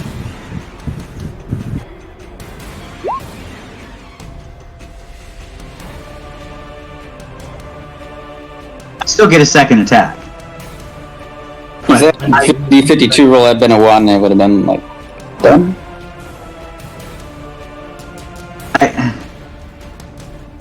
What card did you get? What are the odds of this? This is not even mathematically possible. Give me a D4.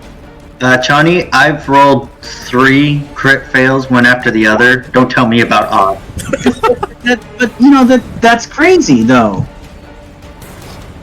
Okay. Oh, dude, you were gonna jinx it, and you proved it. So as you attacked, oh Jesus! I don't like the sound of that. You missed, and then you become entangled with the crab's limbs, and now you're sort of caught in it. I think we all know where this is going. Your action to attack, so your attacks against this creature right now have disadvantage, and all attacks against you are made with advantage. You pulled the card called Embarrassing. So I'm watching a Looney Tunes episode right now. Well, that's my second attack with disadvantage then. That one misses. So currently, right now, this thing is like a face hugger from Aliens, and it is just wrapped around your body. Oh wait, my speed is 0. Because I'm grappled. Hey Mark, how do you do... Oh wait, Mark, that might not be a miss. Roll your D4. Yes, that's a 16. Hits. You need to do 13 points of damage to kill it. Well, I get the extra D4 from my potions. Sorry. 9 points of damage. Okay, it is still alive. What's up? What's up, Brett? I was just gonna say, if you're using like a deck of cards, Roll20 actually has like a deck of cards on it. Oh, it's a deck of cards, but I have it downloaded on my computer. I bought the online version, so I didn't have to actually purchase cards.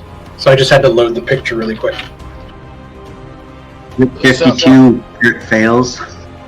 So Yeah, it's 52 cards with four crit fail options per card, and that's only if a double one ever enters the scenario. So I googled it, and there's a 1 in 400 chance of that happening. I'm glad it happened, and it wasn't that bad. It was actually kind of fun. As Johnny's now wrestling with this fucking crab. I looked up a bunch of crit fails for my game, and I just dwindled it down to 10 that I thought would be fun. Okay. Lulu. She's not going to use it yet.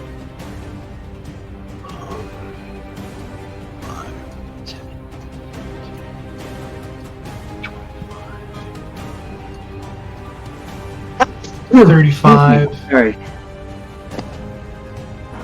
The bless is turned off. Is there aura up or still down? It's down. She kept it down so you guys could use Pass Without a Trace. She is a small creature, so she's going to fly into Wox's space. No, she has to fly into Chani's space. Chani, she's going to try to help you get untangled. She's going to use the help action to help you. Uh-oh. Oh. Uh-oh, what? What was that? What was that? There's a firework. Oh. I'm waiting for Boba to come running downstairs now. Yeah, I was gonna say, oh, poor Boba. I need to go buy him some CBD treats. Okay, that's the ruler's turn. Sally. I am going to try to hit that crab with a ray of frost. Okay, go ahead and make your attack.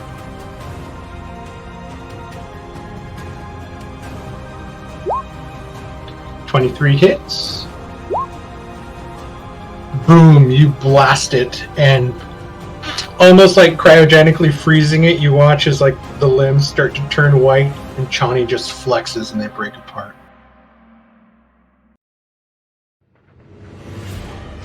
There you go. Okay. This guy is going to do this. Then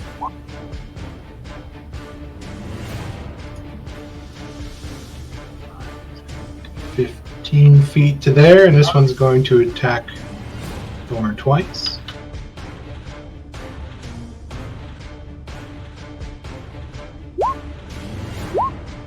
Missing both times. I always seem to roll low against Thorn. It's just meant to be.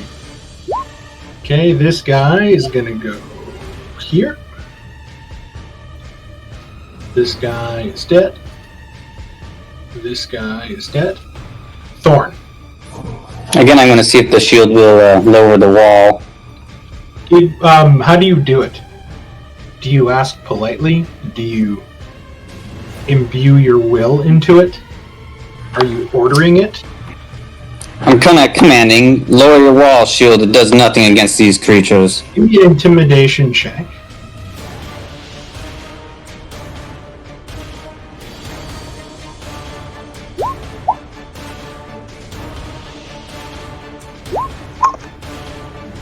Okay, it's sort of let them walk through it.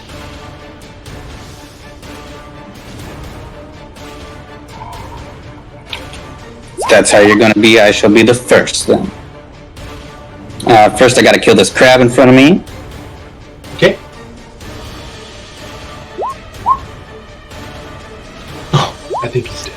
That's dead. He's definitely dead. He comes clipping at, like, snipping at my toes, and I just step on it as I walk by.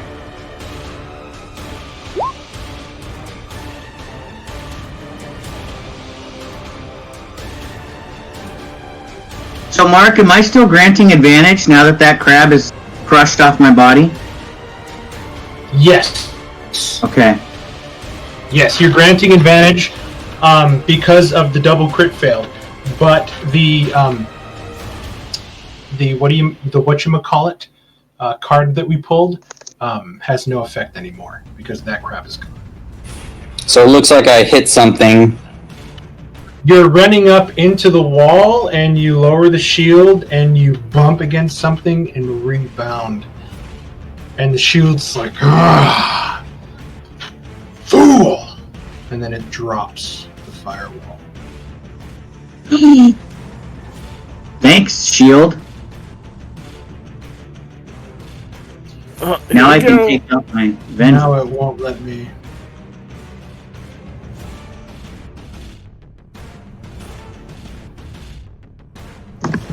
There we go.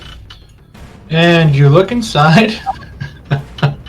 And while the flame wall was up, homie got some help.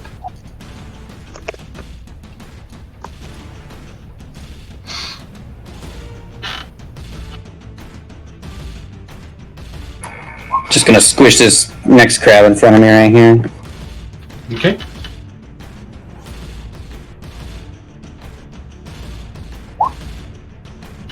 A 10 would miss. A 13 misses.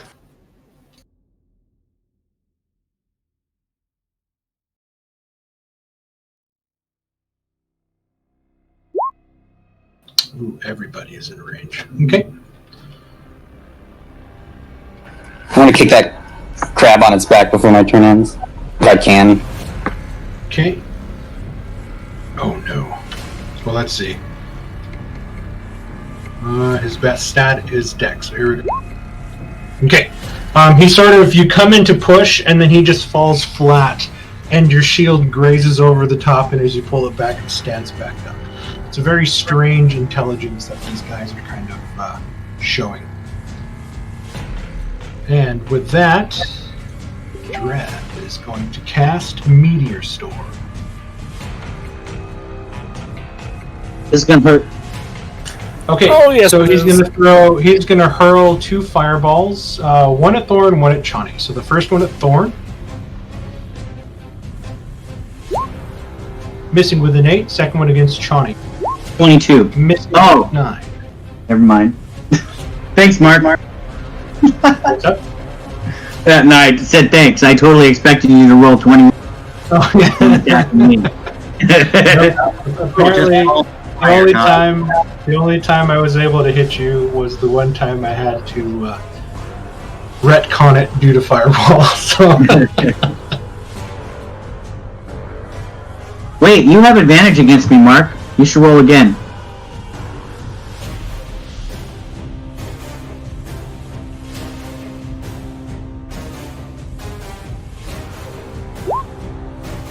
Yeah, like that. See? 21.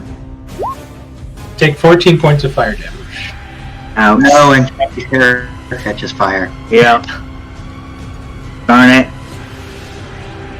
Okay, that guy's going to stay back there, and he's just going to hurl flame at a distance. Can that advantage go away now? How long Yeah, do I have it to grant? It does go away. Okay, thank you. I'm not even recklessly attacking. I don't want to grant. I'm just rolling like crap.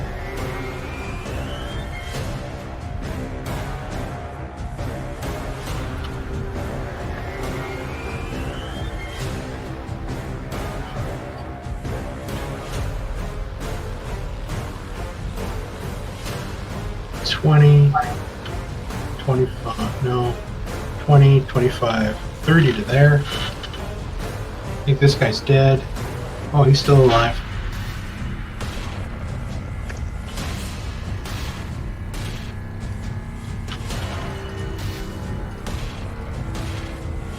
Okay.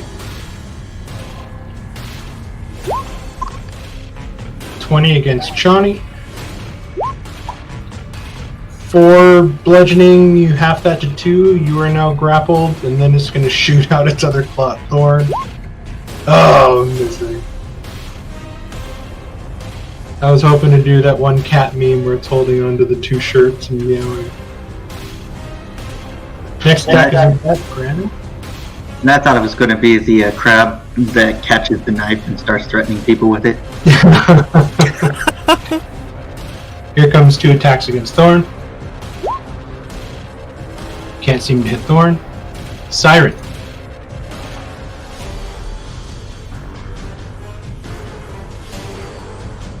Can't seem to hit Thorn. That's like the that's just a gimme.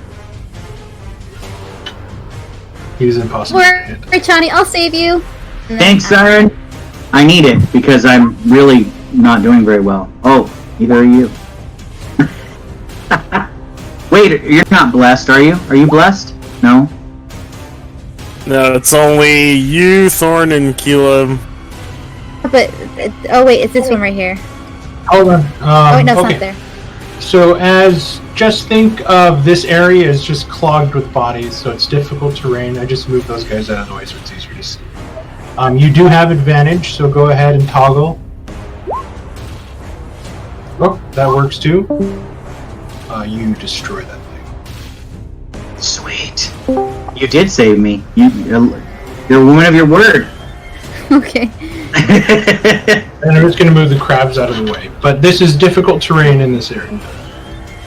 Okay. I'll just move over here next to Chani.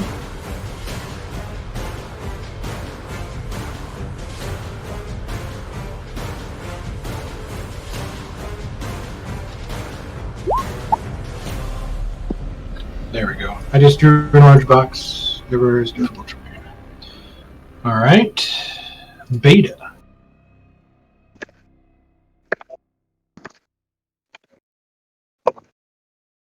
Oh.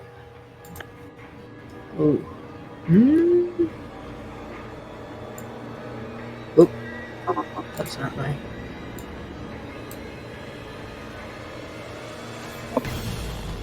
Okay.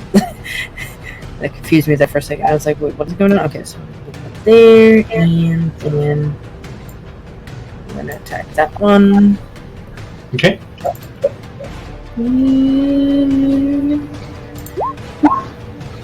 Hopefully.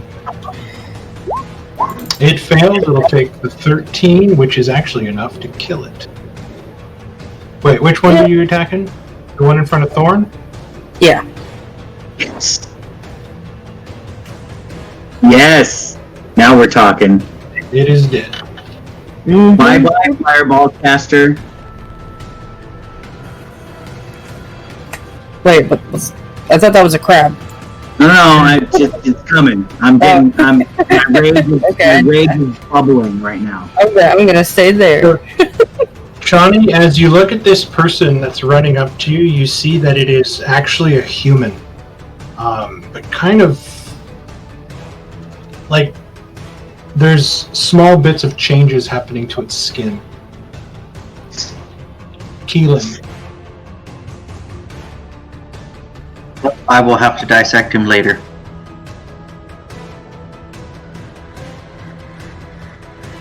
I think I should be able to get there. Yeah. Okay. Even if it's all difficult terrain, I should be able to get there. You can't move one more, can you? Or can you? Are you out of movement? The difficult.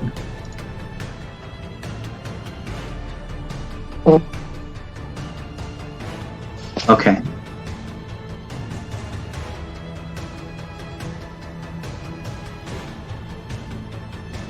Yeah.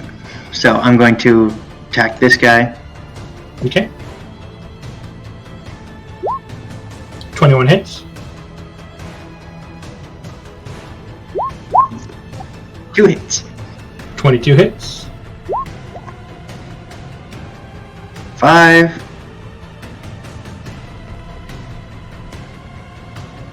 And bonus action, unarmed strike. Okay.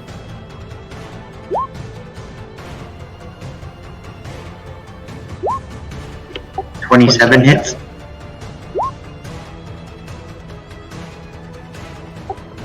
Alright, that's all I'm gonna do. Just moving here to... Okay.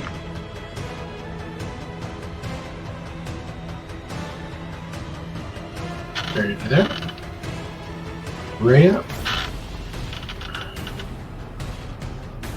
5, 10. Wait a minute. How? Keelan, where are you right now? 20. Yeah, I'm seeing him right here. 30.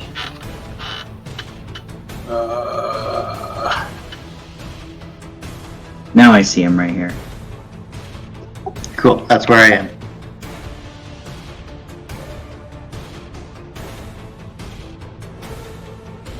She's going to use her bonus action to cast Spiritual Weapon.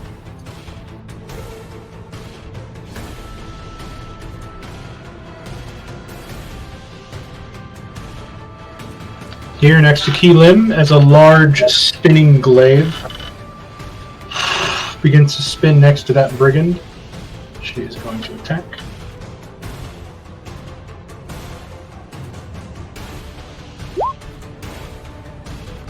I believe the 15 does hit him. 15 does. Takes 6 points of force. She's going to take the dodge action. Ravenclaw.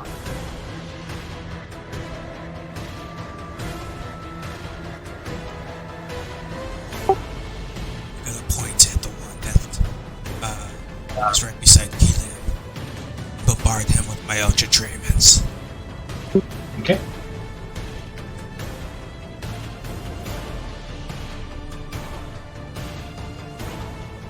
$26 hits.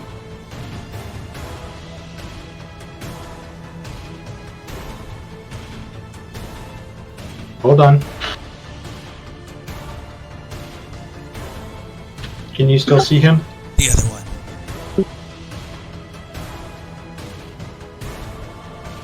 Oh, that was the one you wanted to aim for first? Yeah.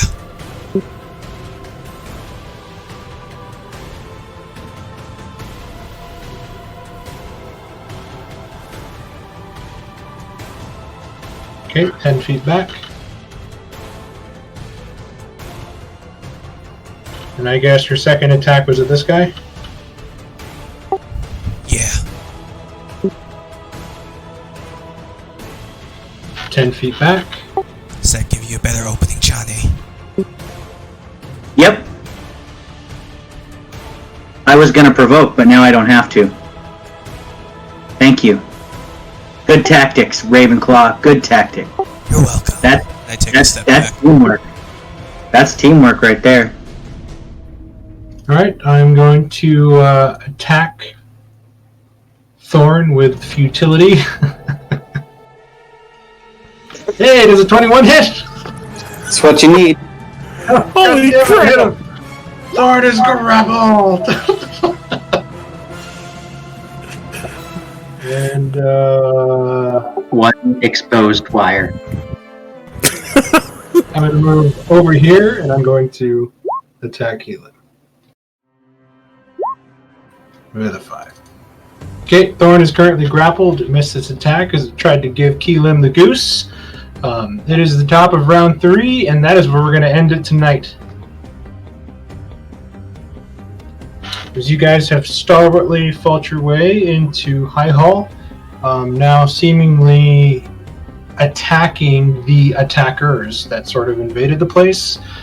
Sally had quite a moment tonight, as well as everybody else sort of trying to put their brains around what exactly she is up to. And with that, we'll see everybody here next Tuesday. Mark, is this all difficult terrain in front of the door? Like even where Ray is standing, or is it just this line? Let me see if I can make it better. Isn't it like up to here? Just wherever the crabs have died? Is that what it is? I believe so. Okay. Like it's just these two squares. Boom. It's just those two squares right there. Right. Which means I did Rhea's turn wrong, and she should be 5 feet closer, but that's fine. But yeah, this is where the crabs have been sort of choking everything off and dying. Trying to keep it away, trying to keep you guys away from its master.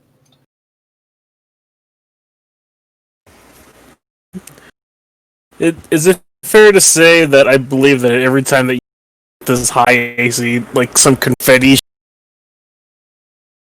Say that again, you broke up. With Thorn's high AC, I feel like you should have a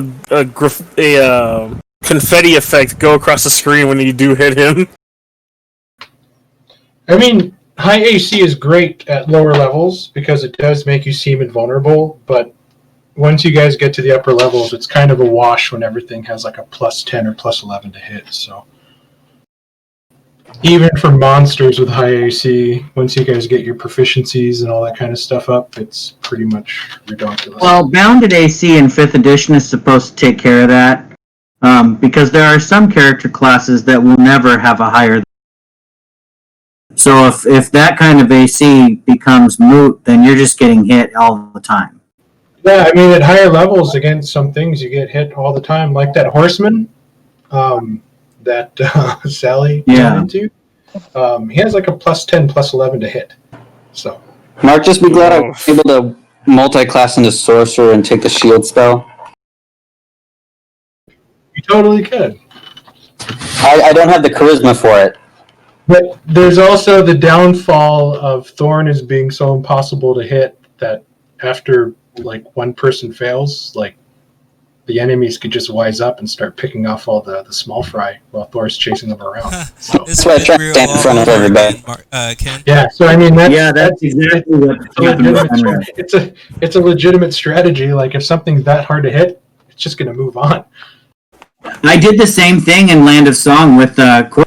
I stopped attacking Cordric and just went after everybody else because I knew I was just wasting turns going after Cordric. I was so glad I was able to fly away from you because you would have just murdered me. Yeah, your AC was pretty low. You were definitely a target. You were always in the air. So just for fun, Shawnee, if you ever look at your potion, you notice that it is cold to the touch. It's almost giving off frost. And you see that there's little bits of particles floating inside. You picked up a potion. You picked up a potion of frost giant strength. Nice. That's those guys are strong. That's strength 23 for an hour.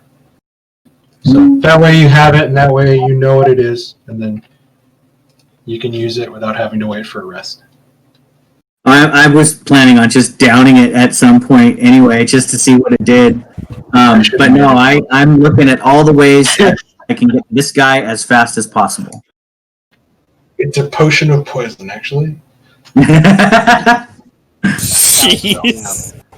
Right on. So, yeah, we'll leave it here. You guys have made it into the Grand Cathedral of Torm. It looks like there are demons and sort of demonic followers inside running amok. Other than the dead bodies of the knights inside, you look inside this sort of grand foyer entrance, and you don't see much. I accidentally highlighted that thing. Yeah, so it's just a large cathedral sort of thing, and everything you're doing right now with battle is kind of echoing inside, as you can imagine being inside a church. And I think I'm going to leave you guys on this map because I think if I move you back to the splash page, the initiative is going to disappear. So we'll just leave it here, and I'll leave everybody on this map. Cool. All right. Good night, everybody. Thank you, guys. If I don't talk to any of you guys, have a happy and safe 4th of July. Yep. You guys have a good 4th. Well. Yes. Yep. And welcome back home, Chris. Yeah, welcome back to Washington, bud. Yep. For however long you stay. Night, everybody. Bye. Bye. Bye.